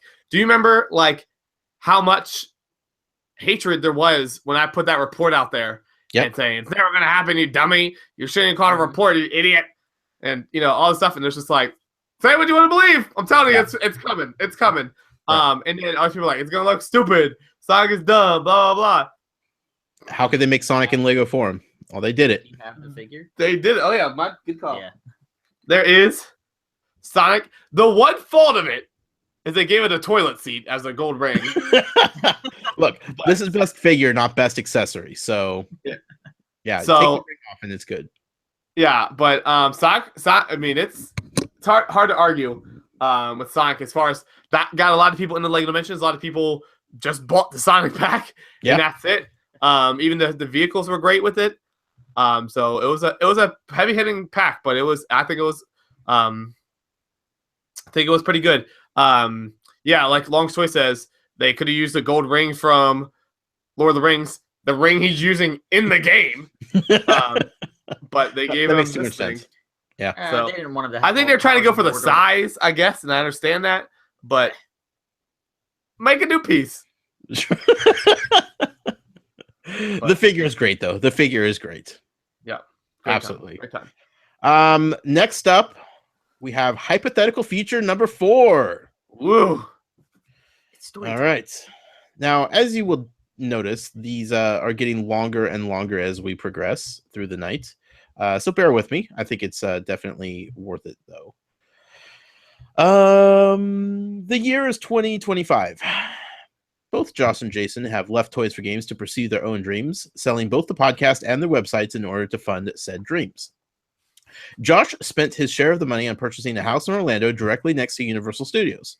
Every weekday, he leads his group as a park guide, taking tourists around the park and showing off the different sections. He usually stops by the recently opened World of Nintendo to pick up some items to decorate his house, or hitting up the Wizarding World of Harry Potter to sample a new flavor of butterbeer. Jason spent his money on tickets for himself and Amy to a 76ers game, and after a chance encounter with co-owner Will Smith, struck a deal and now owns a share in the team himself. After meeting up with Mr. Smith several times since, a friendship blossomed.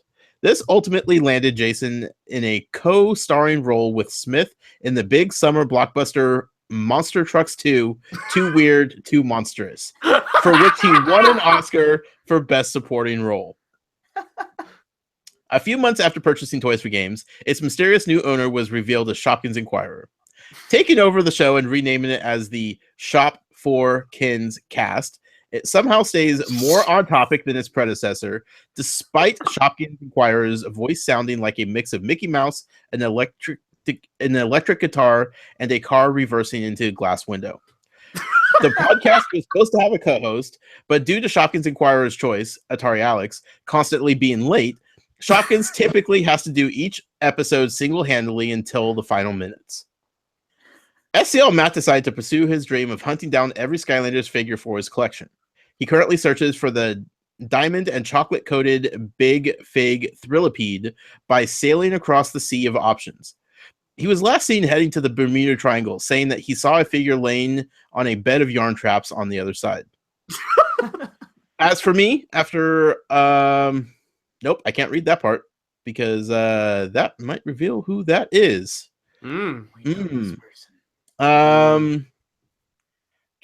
Let's see. As for me, I have been busy leaking everything about Lego Dimensions.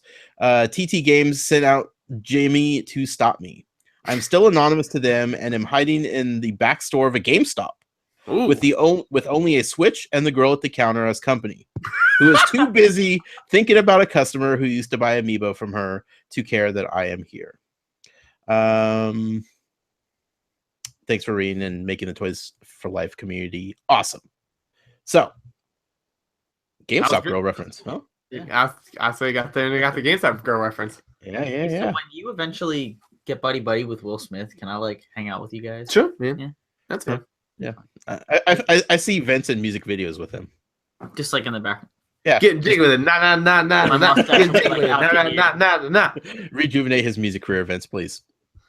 The world needs more Will Smith. I will do it. I'm gonna go do it right now. All right, back to the categories. We are going to go to what I have dubbed as the most humble category that we could possibly announce a winner for. This is the Toys to Life Customizer of the Year. Much like last year when we announced the nominees, every single one of them decided to announce that somebody else should win the award instead of themselves. Nobody was petitioning for themselves to win this award. It's an incredible little community that the customizing artists have together there. I also need to say there are so many more customizers out in the world that we are not aware of, that we don't know about. So only having 5 customizers as nominees it is unfortunate, because there are so many good artists out there that deserve it. But Shopkins Inquirer in the chat. I should have looked. I knew it. Customizers, the artists have a great community there. So Jason, what are the 5 nominees that we had this year? So we have AK Shop 08, Ganda Chris, Kick Ash, Custom Conquest, or as you might know him as TJ, and the Game Changers. Could we get Matt on to do Dark TJ voice on the show? Yeah, legit. If there was like a thing of like best 30 seconds, and well, I guess that was still Was that? Yeah, it was January. That was in January. Yeah. If that's like no, it was December. Yeah, I think it was. I don't know. It was December. If you could do like a Toys Life best 30 seconds, Most surprising moment of Toys for Games. Dude, I'm glad I wasn't drinking. I would have choked. So good. Vince, we've heard the nominees. Can you please reveal the winner? And the award for Toys to Life Customizer of the Year goes to Gonda Chris. Hard to argue how much she does for the customizing community. She pushes it into mainstream attention. She's a verified Twitter user. Like, that's legit. Yeah, that's legit. So Gonda Chris, you're going to be receiving this far less superior handmade item. I should have just commissioned the customizers to make these trophies. But congratulations to Gonda Chris. Congratulations to all the artists out there. All of them are incredible. This was tough to pick because you're picking art over art, Right. Yeah, I would say I like showing everything off here. Here is a Gonda Chris custom that Josh had commissioned for me. Mm-hmm. That is Mickey Mouse as Captain America, which is fan-freaking-tastic. Yep. Love that. Then we have TJ. I don't have his figures, but have his card, which is just as good. Yep. That is of me, which is pretty awesome. He got these for us. Also put them up for one of the auctions. So awesome, you guys logo there. I will say too. Yeah. TJ, I cannot emphasize this enough. I hope you realize if you've been watching the Me versus Me program and things, that is a lot of work that man does for that. A lot of work. I don't even tried editing a video. Takes me like 2 hours just to edit like a video of me just cutting in and out. But like him like adding everything, I would go crazy. Yeah. So please go support Me versus Me and all the awesome stuff he does over there. It's incredible what he does over there. And his videos like teaching people how to make customs and stuff, like so cool. So good. Yeah. And then I want to show us bought this one. Definitely the best part of Nintendo Wire. Oh, absolutely. Yeah. They bought this up at New York Comic Con, right? Yes, yeah. we were at New York Comic Con. From the Game Changers. This is a Ultron, a little bit more detail on the Ultron. Like repainted stuff that's from the Game Changers with Iron Man's mask from the Disney Infinity figure and Captain America's shield from the Disney Infinity figure put together. You can see like that's his actual arm is missing. I didn't break it, I promise. But so good. Because I went there and I was like trying to figure out like something I wanted to buy, and I was like, I might get this. And then like out of the corner of my eye, I see this thing. I was like, oh, I need that. And they said like about how it's meant a lot to them, and so they didn't want to sell it. But then they just recently decided to sell it, and I was like, I promise you, it's going to a good home because love that thing. Money talks. Jason's not afraid to throw around cash to get what he wants. So pretty. Says that Skylander trophy in the back. I still want to drink out of it. So congratulations, Gonda Chris. But honestly, like, congratulations to all the amazing artists out there for doing what you do and adding a different wrinkle to the Toys to Life community that wasn't around a few years ago. So thank you to everybody for that. Next up, we're going to swing back over to Skylanders here, and we're going to talk about the Skylanders figure of the year. A lot of great figures that were released in 2016. Jason, what are the nominees? We have nominees this year. We have 5 nominees, all from 2016, so from last game and this game. We have Crash Bandicoot, Starcast, Chaos, Chain Reaction, Double Dare, Trigger Happy. A lot of good options. 5 great options. Mm-hmm. Vince, who is the winner? The award for Skylanders Figure of the Year goes to the one, the only Crash Bandicoot. Crash Bandicoot. So well done.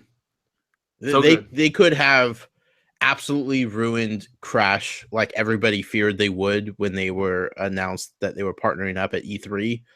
And the figure is so on point. It looks fantastic. It is like the best representation of Crash Bandicoot that you could possibly find. Fantastic. Yeah, I mean, this here's Crash if you have yet to see him in there. I mean, again, this is the same thing like Sonic. When people heard this, people were freaking out, saying like, "No way, this is gonna be stupid. Sky just kills him like kill Spyro." But again, how could you complain about this design of Crash Bandicoot? Yeah. It plays great in game, everything there. Then they brought back remakes. The people who are making Skylanders making the remakes. Hashtag you're welcome. Yeah. Yep. And also, like, that was one figure that people went out and bought just because they could finally buy a Crash Bandicoot figure or statue. I bought it and I don't even have the game. Yeah. That's yeah. But yeah, it's but yeah, I mean, again, it's a shame because like again, Chaos would have been right up there, but yeah, hard to fight again because this is what it means to outside the community as well. A lot of people bringing in. It brought a little bit of respect to Skylanders from other people. Mm-hmm. But yeah, so 47% of the vote, almost half, on the popular poll from Crash Bandicoot. So, yep, excellent job, Crash. Shout out to Vicarious Visions, right? Mm-hmm. Yes. Yeah. For what? Did the Crash Bandicoot figure? Toys for Bob? Did Toys for Bob do this one though? Yeah, that's why they're so good. I think they did. Oh. Yeah. Vicarious Visions is the one doing the remakes, but yeah. But yeah, so good. So good. Awesome. Next up, we are going to move over to the Toys to Life Ambassador of the Year. That gallon is hilarious. This category was jam-packed full of great people who have done great things to enhance the Toys to Life community by using their own communities to push, the Toys to Life community onto them. So a lot of great people on this list. Jason, what are the nominees? We have Toys to Life Ambassador of the Year. Greg Miller from Kind of Funny. John Vignacchi from Disney. Andy Robertson from Forbes. Dan Reichert from Giant Bomb. Griffin McElroy from Polygon. And Brandon Jones of Easy Allies. That's right. And just because I know Colin's probably listening, Dan Reichert was in heavy contention for this. I just wanted to say this because he got the Waluigi amiibo created single-handedly. And I know that's Colin's favorite amiibo that has possibly ever been made. So that immediately made Dan Reichert on this list. But did he win? We will find out. Vince, who is the winner? And the award for Toys to Life Ambassador of the Year goes to Andy Robertson from Forbes and Family Gamer TV.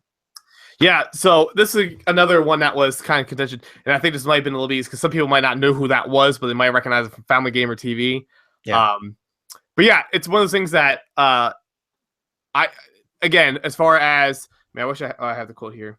Ambassadors for Toys to Life genre are incredibly important. These folks have done exceptionally well at bringing the games and or figures to mainstream audiences and introduces genre to people who wouldn't have noticed it previously. Right. Person that writes for Forbes, I think does a pretty good job at that. And again, he gets a lot of exclusives out there, covers everything equal as much as possible, works hard, does a lot of stuff. Videos do a great thing. Informative. If you need to know something, he does it. He's a fantastic interview. Ask the questions you need to know. Sure. But also, to be honest, very, very humble guy. Yeah. He constantly asks us personally, like, "Hey, this is happening next week. What questions should I ask? Blah blah. I'd like your input." Huge support of everything we do. When we tweet something out there, he'll retweet it for us. Obviously, we retweet stuff for him. Great stuff. Yeah. As far as enhancing the entire Toys to Life genre and community, nobody has done more this year than Andy did, by themselves. Like each one of those people did very important things for the for the one specific thing that they were interested in, the one franchise that they were interested in. And Andy just put all that aside, and he's like, this entire genre needs to be pushed out there. I mean, he had hands-on with Infinite Arms in a sketchy hotel room, mysteriously. I mean, as far as we know, the only person that ever had their hands on Infinite Arms. So. And might be the last. So regardless, though, Andy is definitely deserving of this award. So congratulations to our friend Andy Robinson for the Ambassador of the Year. Next up, we're going to do another Figure of the Year award. This one is going to be the Disney Infinity Figure of the Year award. A lot of people may say, Disney Infinity was canceled in 2016. Yes, but they released many figures before they were canceled. We narrowed it down to 5. Jason, what are the nominees? So we have Alice, Ant-Man, Black Panther, Baloo, and Dory. All 5 really good figures. Vince, who won? And the award for Disney Infinity Figure of the Year goes to Ant-Man. Ant-Man. I can't see it. He's right here. He's just right. So, this was another hard vote for this one. It came down to, Black Panther and Ant-Man was 2 popular vote. 31% for Ant-Man, 29% for Black Panther, then 60% for Dory, 14% for Baloo, 10% for Alice. Alice, the detail on that dress was so good. Again, the plates that she's saying on the coffee coaster things, saucers. Yeah. Great detail. I made fun of those so much because I'm like, what the heck is those? And someone's like, they're saucers. I'm like, oh my gosh. It makes sense. I just don't think not enough people got Alice. Yeah. Like her up as a figure. Yeah, and then Baloo. It's Baloo. Baloo. I mean, how could I think people were just happy that it was the classic Baloo. Right. Mm-hmm. Yeah, absolutely. Yeah. Dory, although it's easy to say it's a fish and like Nemo, they were pretty good. So I'll start with that. Black Panther again. Looks like Black Panther. Yeah. We said, although it's great, it's one of those same thing. They didn't have a lot they had to do with it. It's hard to mess that one up. But Ant-Man looks great. If you haven't seen Ant-Man, the big debate. We knew Ant-Man was coming. One of the greats. Here's the thing. I really want to write a Disney Infinity book. I'm not gonna lie. I really want to write it and just talk about all the stories from the public end of it all and just say about the pure chaos behind it. I don't think I could ever get Disney to talk about what's behind it, so that's why I don't think I could ever write it. But man, the Ant-Man thing was so bizarre. But we were sitting here thinking, you can't do Ant-Man and just make him regular. That's lame. It's like making Hulk the same size thing. Ant-Man, got it, and you're like, are you kidding me? They just did Ant-Man. They made him hunch over so it looks like he's small. Okay? In action, yeah. But no, they did not. They did something that, again, I hope this guy got a Christmas bonus or something for this design idea. That on the back of the figure is a screw head. That way, it gives you the illusion that he's tiny as a screw thing. So freaking good. Yeah. Shout out to Jeff Bunker. It's head of the team. I don't know who designed this one specifically, but this again for lack of our team. Jeff Bunker head of art. But so good. So good. And I completely missed it until somebody pointed it out in the designs there. But so good. Perfect. It nailed Ant-Man the way it needed to be represented to make it feel special and not just another superhero. So good job, Disney. Your Disney magic will always live on. And like people said, it is a shame because you could argue technically it got canceled because of overproduction of figures. That might be what hit the bottom line the most. Sure. Where people said it's a shame we're not getting that line because Disney is such a big company and has a wide variety of properties, but it is kind of like that thing. unless if you want to get like matching ones, you got to get like it's a Hot Toys, right? The people that make like the super high end ones and spend stuff. That there's no like. I mean, you got the Tsum Tsums now, but that are similar. But it's just like you wish you had that line of stuff, which is everybody's banging. That's why I love Disney Infinity. It's like I love Star Wars, I love Marvel, I love Disney, I love Pixar. I wish I had something that would match each other in the collection. And at Disney Infinity, they all match, and it's the same. We just don't get the figures. And like people said, it's a shame we can't just have the line. Again, if they didn't hit such a financial hit with that, I think it would do successful with just the figure designs. But without the game attached. Yeah, so what can you do? All we could do is sit here and talk about it for another year or so. Next up, we are going to move on to the hypothetical feature number 5. Ooh, are we ready, folks? Yeah. Let me get my cozy chair. In hypothetical 2027, Matt Sonnenberg lives in an Indiana Jones-style warehouse on the Infinity Museum compound in rural England.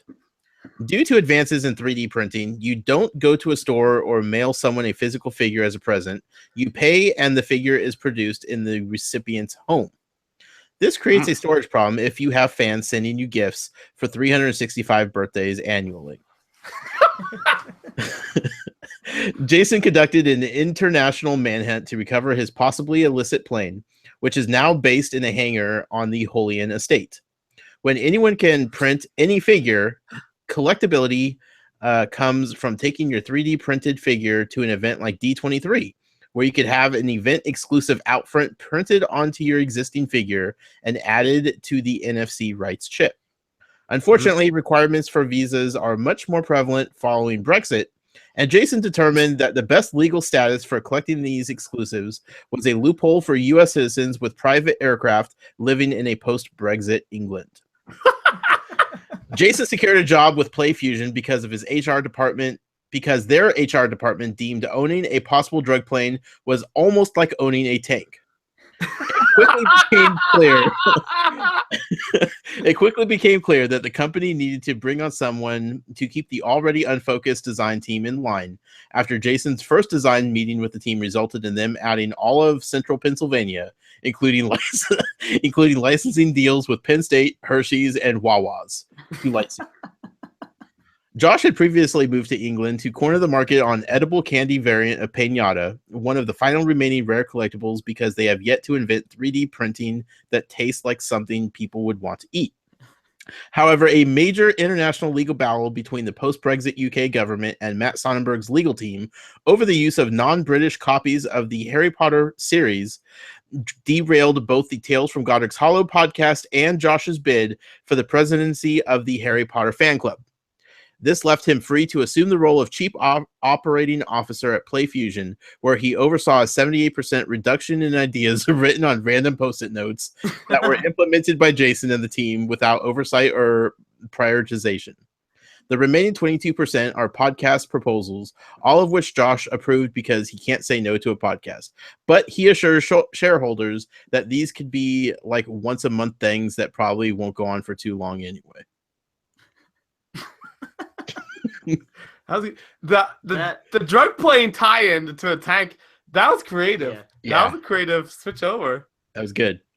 And like it was something I was like thinking, I was like, how would we do like collectible figures in the 3D printed world? And I was like, oh, the design would actually be a pretty good idea having the costume on it. All right. Well, moving right along here. Shout out to Shopkins tweeting out again, live tweeting. I forgot I even took this picture. Shout out to our Shopkins cheering section. Sorry, night didn't go as well as hoped, and we can't pay to reverse the plastic surgery. And it is the picture when I found out that Snapchat had an official strawberry Snapchat filter. Yeah, that was good. That was a weird day. Moving on to some more awards here. We're getting towards the end here, folks. We are into the one that most people have been waiting for. We're going to reveal the community leader of the year. A lot of great people heading up some great communities. Jason, who are the nominees? The nominees are Matt Sonnenberg, Infinity Adventures, Ken Pascator, Lauren Musini, and no, I can't see the other one. Okay. Jason Great nominees. Jason number 2. Jason number 2. Love you, bro. Vince, out of these fine people who are doing great things for the communities that they are in charge of, who's the winner? And the award for Community Leader of the Year goes to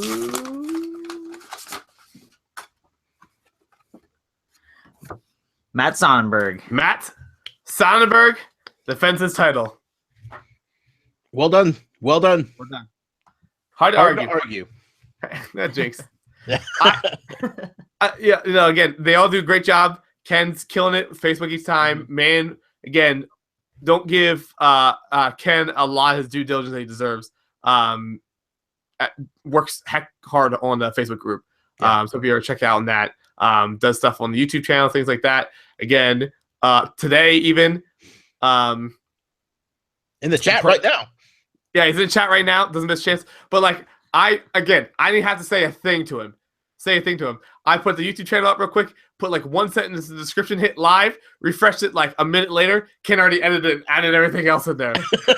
always got the back. Always got his back. So yeah, we love you, Ken. But again, Matt works heck hard, get in there, put everything out there. Again, he said mobilize his little mini army out there, got him going. But again, he made a tutorial on how to vote for him specifically. The man knows what he's doing with the people that follow him. But at the end of the day, I say all the time, Matt's got his website beats mine every single way, has it well organized. I don't know if I can screw it. Trade secrets. The man has to hand type those figure pages. For the longest time, I'm like, what plugin is he using? The man is a mad man. What does that? So, wow to him. Excited for that. Excited for Collection Crossing soon. Community Leader of the Year. There to help out no matter what it is, whether it's Skyline questions or not. So, yeah. Here's to you. I would offer a toast, but it fell over. I'll offer this. Oh. This is going to Matt. It may not be as good as the Chaos Trophy behind you, Jason, but it's something. True. At the end of the night, yeah. Again, you should always, as Long Toys pointed out in the chat, it should always be happy birthday, Matt. By the way, his Imagineer is coming out for the Wii. Also, like our friends Jason and Lauren over at Nintendo Wire, like those are fantastic. Work hard too. Yeah, amazingly hard. They are doing some great things over there. They continue to impress us every day. Like I feel like I don't reach out enough to them to congratulate them and all their successes that they're having. Like they're just growing their little empire over there. Fantastic. Everybody is so amazing that are leading these communities. We give the man a joke all the time, but when you get the Reginator to tweet out a picture of you at Jason, which Nintendo never does anything like that. No, their that's social not media them. account is not something like that. Out of nowhere, I saw us like, what the heck is that? I'm like, there's no way that's our Jason. And I was like, checked the fight. I'm like, what the heck? Are you kidding me? Legitimately. And then they put a period before the mention so they would make sure that everybody else saw that, which kudos to them for that. It wasn't just like a direct reply to Jason. It was like, no, we're going to make this public so everybody can see it. So good. Yeah. So good. It was so good that you sent me a picture of it. You didn't wait for me to see it. You were like, hey, look what happened. It was like everybody who I knew would know who Jason was. I was like, look at this. And then I went on. I was like, is that real? Is he just pulling my leg? So BFS with Reggie? Maybe. Sure. Maybe. It's a thing. But, maybe 2017 will be their year. 2016 definitely belonged to Matt Sonnenberg and Skylanders character list. Good job, Matt. Keep it up, buddy. Next up, we are going to announce, speaking of Nintendo, the Amiibo figure of the year. A lot of great Amiibo released in 2016. Sneakily, I might add. Like, it takes looking at a list of which Amiibo were released in 2016 to fully appreciate all the figures that actually came out in the calendar year. So, Jason, what are the nominees? So we have Amiibo Figure of the Year. We have 5 that we selected down to. We have Boo, Waddle Dee, Ryu, Wolflink, and Shovel Knight, which, if you may not forget, came out very early in January, so it was still 2016. Yep. Vince, out of these great contenders, who is the champion? And the award for Amiibo of the Year goes to Wolf Link. The Wolf Link Amiibo. Who could argue with this one, right? So good. So It's- here's, it's if you haven't seen it, gorgeous. one of the best Amiibo ever released, bar none. Still think I would say best plastic Amiibo. Mega Yarn Yoshi still above. Yeah. Where is that guy? He's over somewhere. I don't even know where he's at. He's on top of the TV. But yeah, so this is really, really great. Again, expanded the base a little bit. Finally, looks like it's coming out in single packaging. But looks great. Has some clear, underappreciated detail there on the back. Good. That again, this is the one, as far as the way we take Toys of Life definition, was the first one that we would argue was true Toys of Life as far as putting their spawning in the game versus, as TJ presented well in his other article or his email the other day. But as far as like in a modern normal game, Spawn and Wolflink came in. So really, really good and great detail on it. Loves it. So it's fantastic Amiibo. Yeah, fantastic. Definitely deserving of best figure of the year as far as Amiibo is concerned. As Shaku says, preschool toys never look so good. So true. Man, that was a great 2015 gag. We moved on. We matured in 2016. Yeah, buddy. Yeah. I know. It's been a while. We're going to move on to something that's a little bit more self-serving. This is kind of our way of looking back at 2016 as far as Toys for Games is concerned. This is our second anniversary. We would not have gotten to year 2 without the community behind us. So we kind of created this category to see what people enjoyed the most from us and what we were able to do throughout the year. This is the Toys for Games highlight of the year. Jason, what were the nominees? So we have 5 nominees for this category. We have PAX East panel about Toys of Life when we were headed out to PAX East in Boston. PAX West panel about collecting. The PAX West panel about customs. Episode 100 special we had a couple of weeks ago. And the E3 coverage. Right. And honestly, like once I did this, I realized I forgot like the Customs for Care event that we did. Like that should have been on here. And there's some few other like major events that happened in 2016 as far as we are concerned. But Vince, what did the people say was their favorite Toys for Games highlight of 2016? And the Toys for Games highlight of 2016 goes to the E3 coverage. E3 coverage. So again, this was a pure up to the community vote here, so we kind of left it up to them because, again, it's not really what Josh and I think because it's what obviously it comes out to the community. So had fun with the E3 coverage, whether it was our series coverage from the floor, series coverage of breaking news of trying to get the McDonald's toys. And it was a solid E3 again. And as you pointed out, like possibly your favorite podcast that we've ever done happened right after E3 with the crash announcement when you were throwing dollar bills at Matt. I threw money across the hotel room. Yeah. LA was burning down. Yeah. You made it rain. We learned what Monsters Trucks was, the movie. Yeah, that was our first Monster Truck reference. Yep. What was the other thing that happened in there? We got some pretty good predictions. Yep. Going on through that there. Was the Gremlins prediction. That's the Gremlins prediction. Yeah. What? No, it wasn't. That was the level pack for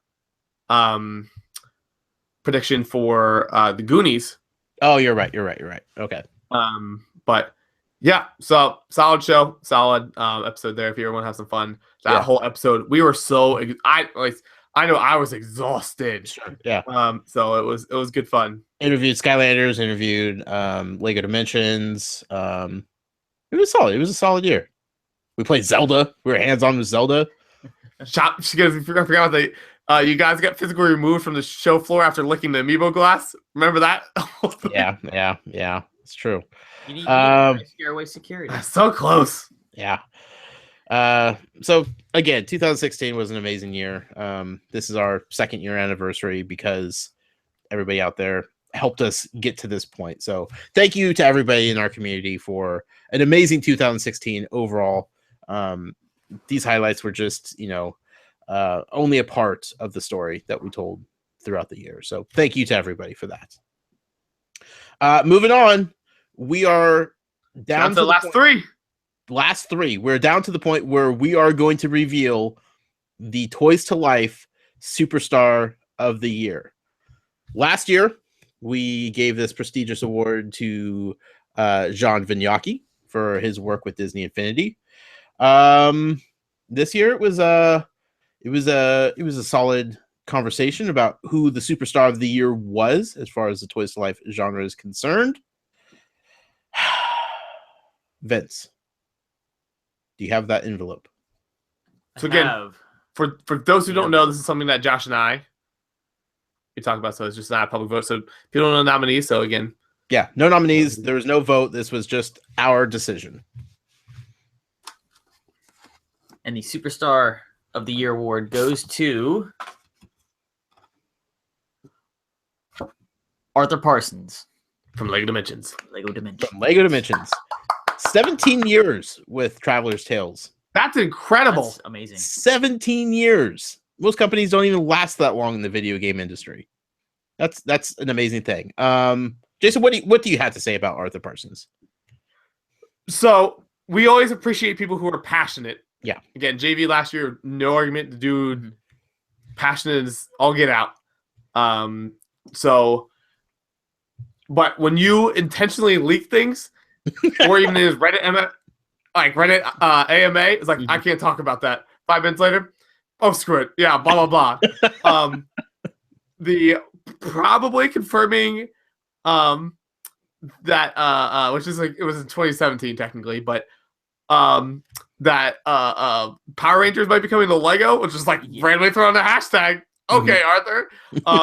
All the stuff on Twitter, like all the time, like interviews. I don't know if I'm allowed to say this, but here's blank. But again, it's one of the things, like, what's great about him compared to being able Skylanders with stuff.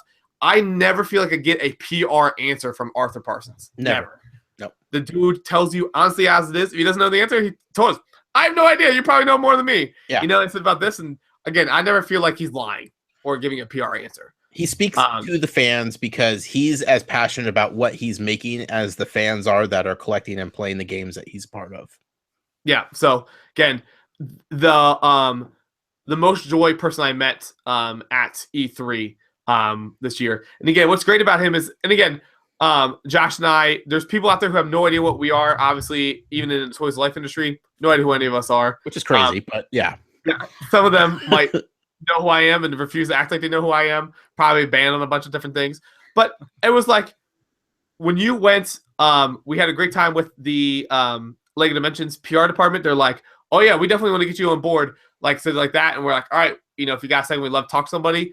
Took us right to Jimmy and Arthur. We're one of the few people who got both, in an interview. And they're so excited to talk to us. We're supposed to talk for like, 5-10 minutes? We talked for like 15 minutes. The thing was closed.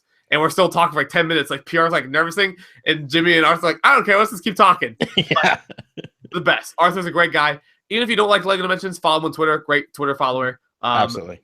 A guy who's committed to the job, committed to the community, committed to everything. Wonderful, wonderful guy. Yeah. And I don't know how much he personally has to do with the franchises that was brought into year 2 of Lego Dimensions. But bringing in, all the 80s nostalgia, coupled with like Harry Potter, piggybacking on big movies that are coming out, like the Ghostbusters movie, the soon to be released Lego Batman movie, Fantastic Beasts and Where to Find Them. Like, the franchises that were brought into year 2 of Lego Dimensions were so incredible. Like, just so, and each one that was announced and revealed, like, you could see it in his eyes that he was so happy to talk about them and to show them off and just be like, yeah, these are so cool, right? And like, it's so funny because, again, again, we don't know how much work he's put in that. But I should even say too, he's very honest. Like we said about Beetlejuice, like people keep asking about this. P. Archer's answer is like, "Oh, he's coming, more news." He's like, "Figure's not even done yet. I don't even know what it looks like." You know, like plain answers. But like again, just speaking for LEGO Dimensions in general, if that leaked list didn't leak, could you imagine just us thinking like, "Are you kidding me? Are you kidding me?" Like all the stuff that's coming out, even the leaked list that came out, like I think Matt was saying on there. Even though, like, the stuff that we guessed out there was like, there's no way that's actually what it is, but what else could it be? And it came in like, what? Knight Rider? Knight Rider. No? Okay. Yeah. That's actually a thing. Goonies, like, yeah, okay, sure. Like, oh, really? When he was talking to us about Sonic the Hedgehog in it, that was before anybody had really seen the figure. But he was just, I felt like he probably had it in his pocket and he wanted to show us so bad. But I think Jimmy was there to like tackle him if it happened. Sure. But like that's how excited he was just to talk about the Sonic figure, that he knew other people would be excited about. Just overall, just a great guy. Definitely has expanded the Toys to Life genre. And he's somebody that, like you said, can be out there for the community, kind of goes above the PR ramble that you hear from other people and has taken on the role of like the public spokesman while still like helping create the game as well. So yeah. And let's be honest, one of the best accents in the industry. Also, I can listen to that guy talk all day. Oh, I can listen to him just like read the dictionary and I would still be entertained. So Arthur Parsons, congratulations. You've earned it. Superstar of the Year 2016. Before we get to the final two categories, Jason, we have one last hypothetical feature to read. This is hypothetical feature number 6. The year is 2036. Josh has been banished from the International Harry Potter Fan Club for refusing to stop pushing the idea of the Dumgonigal ship, which had been forbidden in the fanfic accords of 2022. Without his beloved fandom to comfort him, Josh turned to the only other thing he knows how to do: make podcasts. After reaching critical mass of running 316 podcasts, he works himself into exhaustion trying to maintain them all. Late one night, while editing an episode of Dilbert Dads, which is like Gilmore Guys, but about Dilbert, his heart stops beating. Just as the giant rainbow parachute of death is embracing him, his audio equipment malfunctions, generating a massive electrical shock, not only bringing him back to life, but also giving him the ability to harness pure sonic energy. Josh feels called to use his newfound powers to fight crime and becomes the masked vigilante, The Noise. While the 76ers could never become a good team, Jason was able to turn them into the most profitable team in the NBA by acquiring the patent on churros and making the Wells Fargo Center the only place in the world to buy them. Using this virtually endless supply of income, Jason set out buying other Philadelphia sports teams and patents for delicious foods to further increase his wealth. In 2030, he personally financed the entirety of the Olympic Games, hosted in Philly, in exchange for being able to introduce some new sports like disc golf and shelf cleaning. The following year, Disney, now a shadow of its former self as a result of Nintendo's continued domination of the entertainment industry, is forced to sell all of its theme parks to Greer Industries to avoid bankruptcy. And shortly thereafter is bought out in a hostile takeover by Moose Toys. Satisfied with what he owns, Jason then decides to buy Greenland, relocate the entirety of Disney World next to the castle he built there, and finally retires. He and Amy are still happily married and have 16 kids. Let's say number the other one. 17, 16, 6. While Jason number 2 got all the glory as editor-in-chief of Nintendo Wire, Lauren was the real brains of the operation. She has spent the last 20 taking it from a humble website to a multimedia powerhouse with her own magazine, indie game studio, and coming in 2038, a film production company. She manages to get Jason to put out an episode of the Nintendo newscast about every 3 months. In, in 2035, all of her dedication paid off when, once Reggie's body was ready for retirement, Nintendo of America hired Lauren as his replacement. Jason is now her executive assistant, and his main duties involve getting her a sugar fix whenever she needs one. Shopkins Inquirer dissolved the Senate in 2029 after they refused to allocate funding to Monster Trucks 8, Trucks versus Transformers. Jack from Activision serves as his apprentice, who willingly obeys his every order, but was mutilated in a confrontation involving John Vignacchi cutting off his limbs and being burned by molten plastic. Yeesh! Whew. Shopkins Inquirer then crowned himself emperor and began reshaping the country. The economy has evolved into a Shopkins-based currency and is stronger than ever. Disease and obesity are at a record low because all foods now have edible googly eyes attached to it, making kids actually want to eat their vegetables. Not everyone is satisfied with this new regime, however. Now at the ripe old age of 7,345, Matt Sonnenberg leads the rebellion. I can't even. Matt Sonnenberg leads the rebellion against the shop pyre. Tired of eating birthday cake and cleaning up wrapping paper each day. What? Tired of eating birthday cake and cleaning up wrapping paper each day, Matt enlisted the help of Ken, James Holian, Devin Lachinsky, George Torres, and an unlikely ally in Houston Astros mascot Orbit to take down their anonymous overlord. In 2032, they managed to reclaim the Funko headquarters, which had been converted into a prison to hold Shopkins Inquirer's most hated foes, and began producing the only thing that could stop him, Pops. From there, along with Matt's secret warehouse of Thrillipedes he's been keeping for the last 20 years, I knew it! they began what became known as the Toy Wars, which still rage on to this day. The battles are small in scale, so it doesn't really impact anyone's lives. Somehow, amidst all the crime fighting, roller coaster riding, and empire defying, Josh and Jason, and Matt occasionally, manage to get together once a week to put out a new episode of Toys for Games. The best community ever, for which everyone agrees is more like a family at this point, is bigger and better than ever.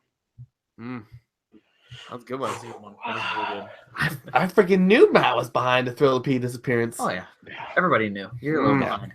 Did see Shopkins quote about the dissolve quote? Some say dissolve, I say extended vacation. Matt, 7,000.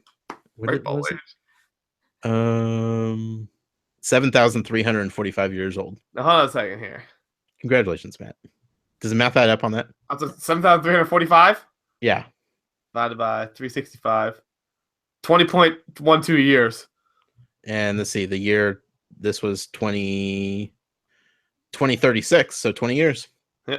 Shit, Louise. Kudos for not just making up a number. Like they did the math on that. That's funny. So here's the thing. Do you guys want to decide the best theoretical, hypothetical future right now, or do you want to save it till the end of the show? I'm ready. Are you ready? Do you have a I don't know if I can pick one, but we'll wing it.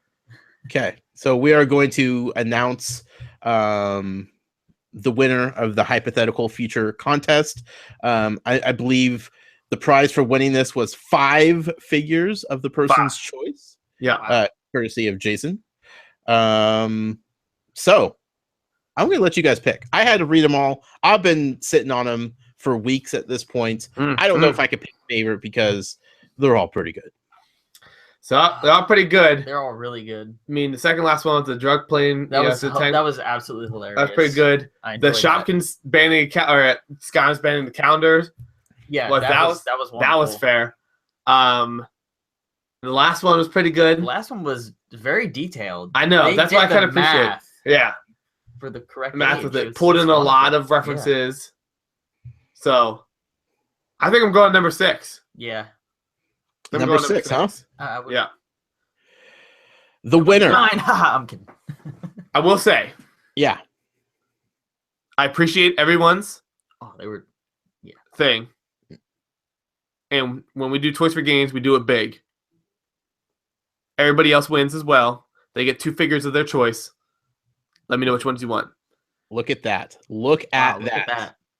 So Everybody's a winner. everybody's I like winning. that. What So would 1 you through like- 5 plus Alex, because he was number 0, right? Number 0. Well, So, let me tell you who won the runner-up prizes then. all right. The hypothetical feature number 1 was submitted by Brady James. Hypothetical feature number 2 was submitted by Jason Joyce, thank aka you. Jason number 3. Jason number 3. Number 3. Or sometimes Jason number 2, depending on how things are working at the time. Hypothetical feature number 3. I believe this is the one with the calendar, if I remember correctly. This was Tashmon Dimps. Number 4 hypothetical feature was submitted by our friend across the pond, Sean Dolly, Thank you, Sean. notable Lego Dimensions leaker and information seeker, which I had to cut out a few parts just to Sure. not make it so obvious. And hypothetical feature number 5 was submitted by our friend Green Armadillo. Thank you, sir. Thank you, Green Armadillo. Yes. So those 5 are the runners up. The person who submitted hypothetical feature number 6, who got it in just in the nick of time, Are you kidding me? Atari Are you Alex. kidding me? The How man do we who vote started it everything? all finished it up in glory. That was You good. can't make this up. You can't make this up. He only gets 5. He doesn't get 7, though.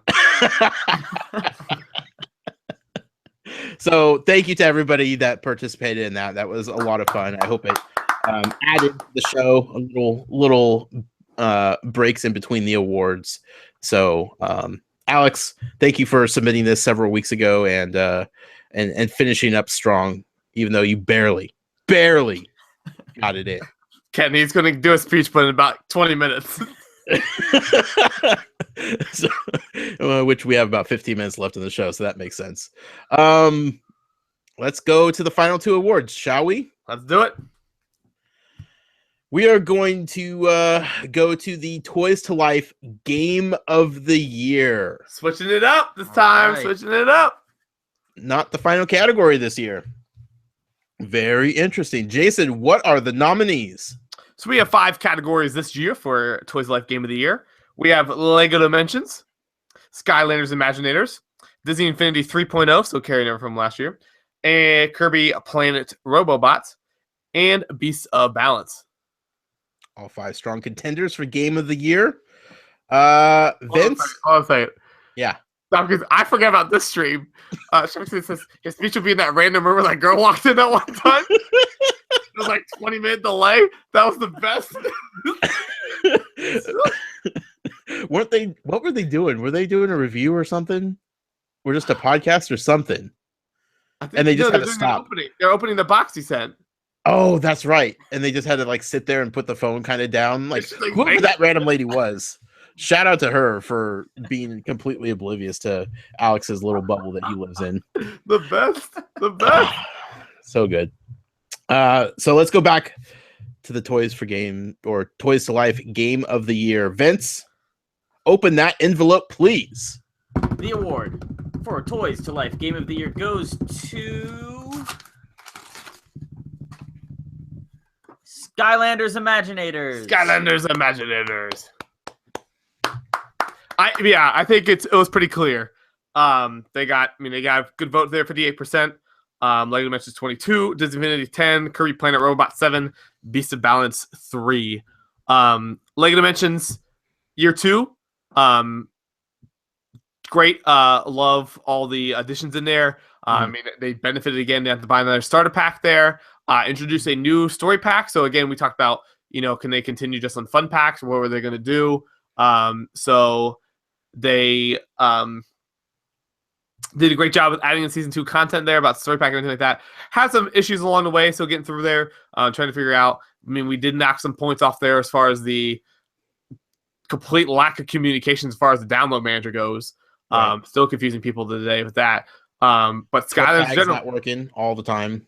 right? I mean, shout but out to their customer support service. Like Yeah. they did a great job of fixing and replacing everything, but that added hassle for people was not not fun. Yeah, I mean, like I said before, they had to take a whole entire Toys R Us exclusive off the shelf. Yeah. Because of issues with it. So, Skyland Imaginators, arguably the best in the series. But it's definitely the best they've had in a while. And they came out strong. So I mean, it's hopefully good news for the future of it. Hopefully that it has a good start, good refoundation for them. Again, the figures, best designs they've had in a while. I mean, I have a couple here. I mean, I just have Crash Bandicoot here, but again, we were kind of critical about the bases at first, so it's kind of a laissez-faire approach to it. But they turned out really, really nice. But no paint job issues. Remember, supercharged, everything like that. So been doing good. They're creating. I mean, not only they didn't really have a gimmick per se this year, but in fact they did two things. I mean, you got to play as villains finally, and you got to create your own Skylanders character, right. Which is something they've been working for 6 years for. Right, and you got to 3D print them. Although it's not fully, you can't. I mean, it's not really adding bonus points for it. But we got the TV show this year tying into it. So the game itself was fun. It was fun to play. It felt good, and unlike previous years with Skylanders, I don't remember a lot of people, if any, complaining about any aspect of it. You know, last year it was like with Superchargers.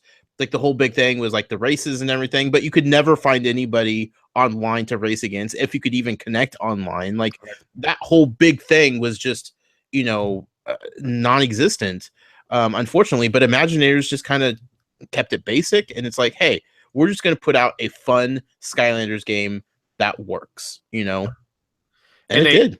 Yeah, so some people love the decision, some people hate, but we had all new. Obviously, the villains were, but all new Sensei. We didn't have any repeats of it. I mean, some people loved and hated that decision, but I mean, again, something new to try. Top to bottom, a very polished game, But yeah, same thing. Like if there's anything to complain about, it has to be that you just don't like the genre. But if you like Skylanders games, there's really very few. It'd be pretty nitpicky, to complain about something. So sure.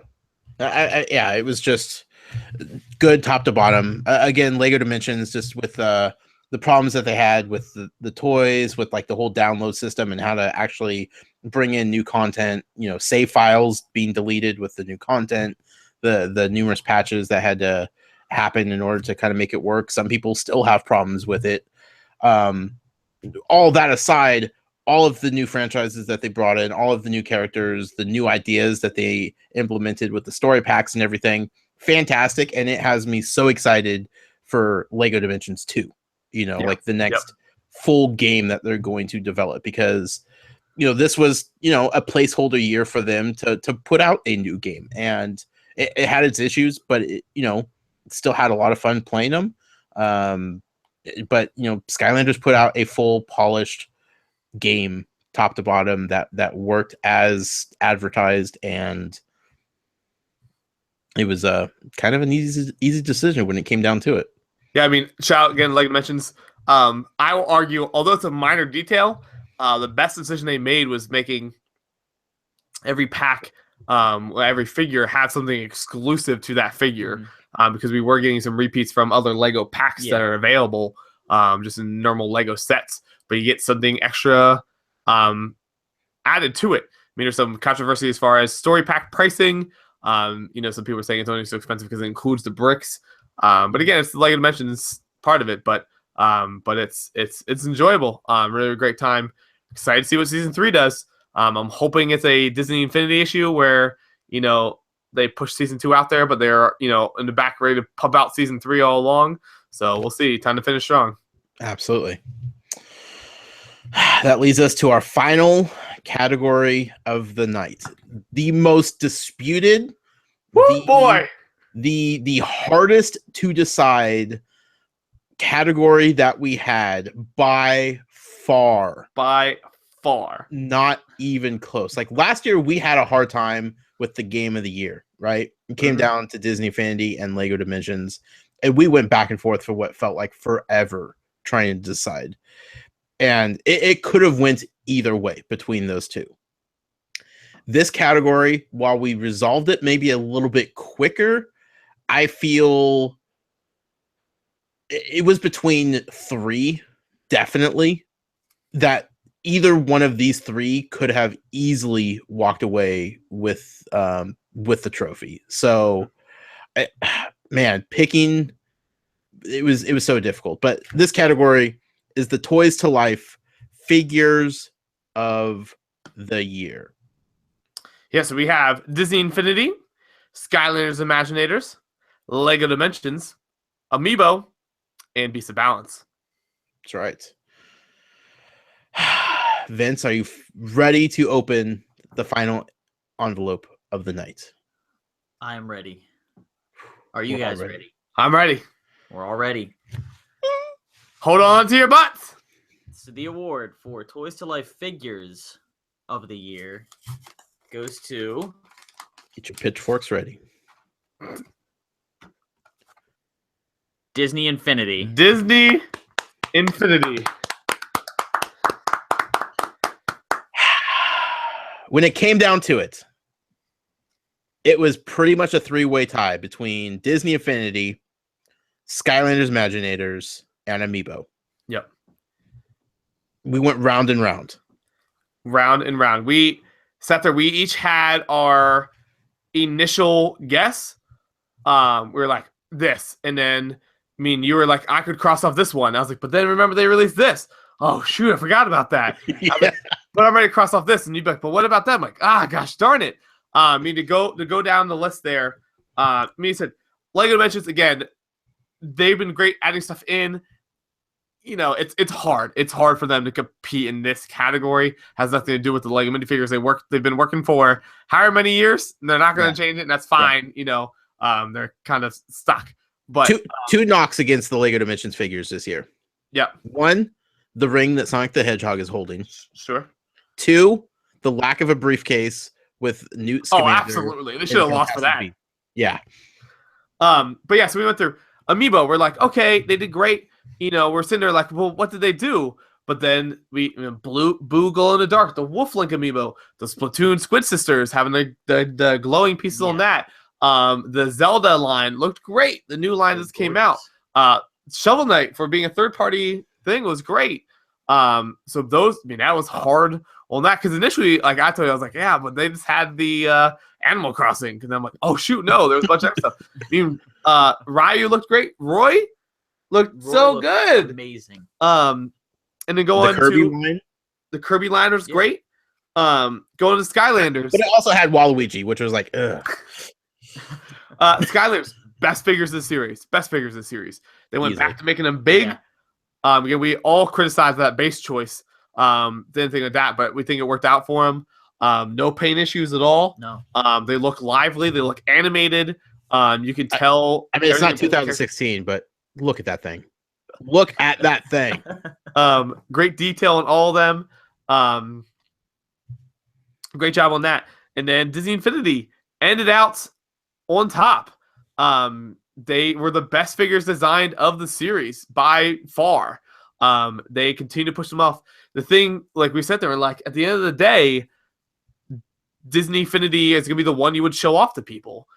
We said it's kind of a knock because Skylanders like, look at this. People are like, cool. They're like, what is that? Yeah. If they're not familiar. That's a great, weird, clear dude has 4 ninja stars. Cool. Yeah. But it's like, dang, that looks exactly like Alice. Or dang, look at that Dory figure. Or Baloo. Everything like that. And while it wasn't fair, I think we both kind of also gave them bonus points for the figures that would have been.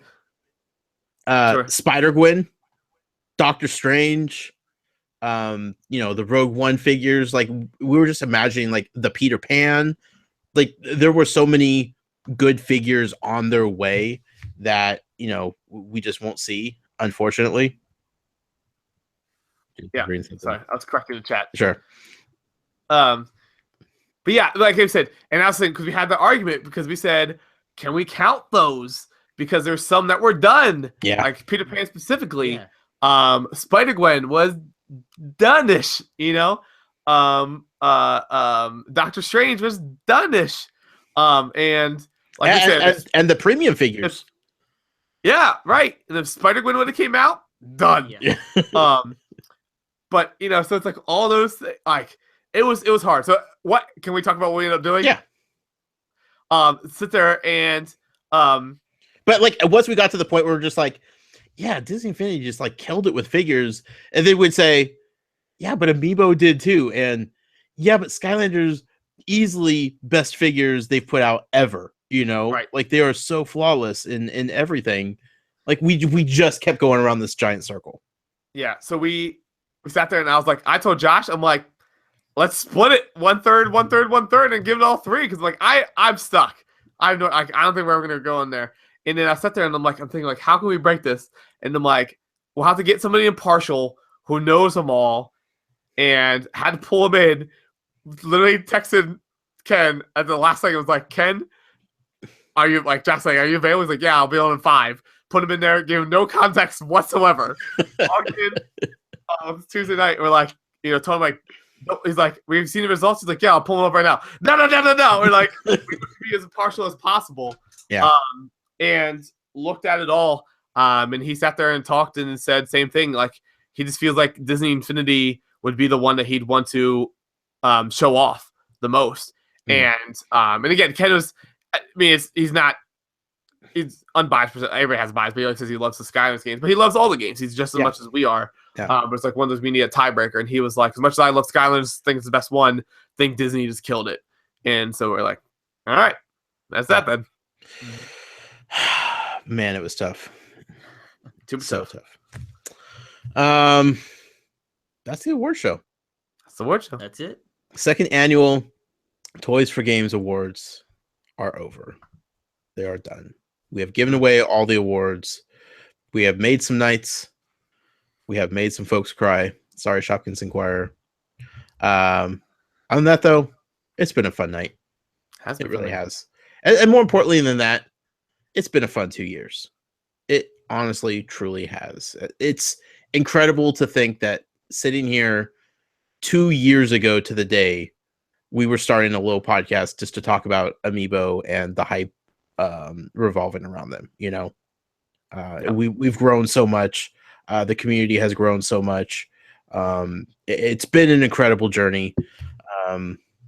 Can't wait for more. Honestly, can't. Vince, thank you so much for joining us tonight. Thank you for having me. This was wonderful. Yeah, maybe show up, more than once a year next time. Hey, maybe I'll just start living here. Don't live here. It's fine. I'll help you take a tree down. It's fine. Somebody needs to. Thank you to all of our sponsors, our executive producers, George Torres, Devin Lachinsky, James Holian, Matt Sonnenberg, Christopher Long from Long's Toys, Evan, the Lone Goldfish, Michael O'Driscoll. I was like Michael O'Driscoll. Yeah, yep. He was on the tip of my tongue. Michael O'Driscoll, and am I forgetting anybody else? I think that's it.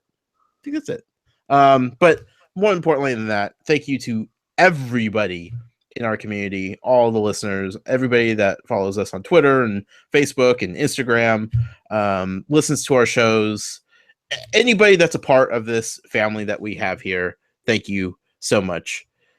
Jason, where can people find you at? Do you want to end with a little tease of things to come? I think I do. So I always want to say it's in the works. Talk to Josh about the Zero Night. This coming February, each Saturday night, get ready. If you have not unlocked Disney Infinity achievements or trophies for PlayStation 3, Xbox 360, PlayStation 3, did I already say that one? Yes. 4.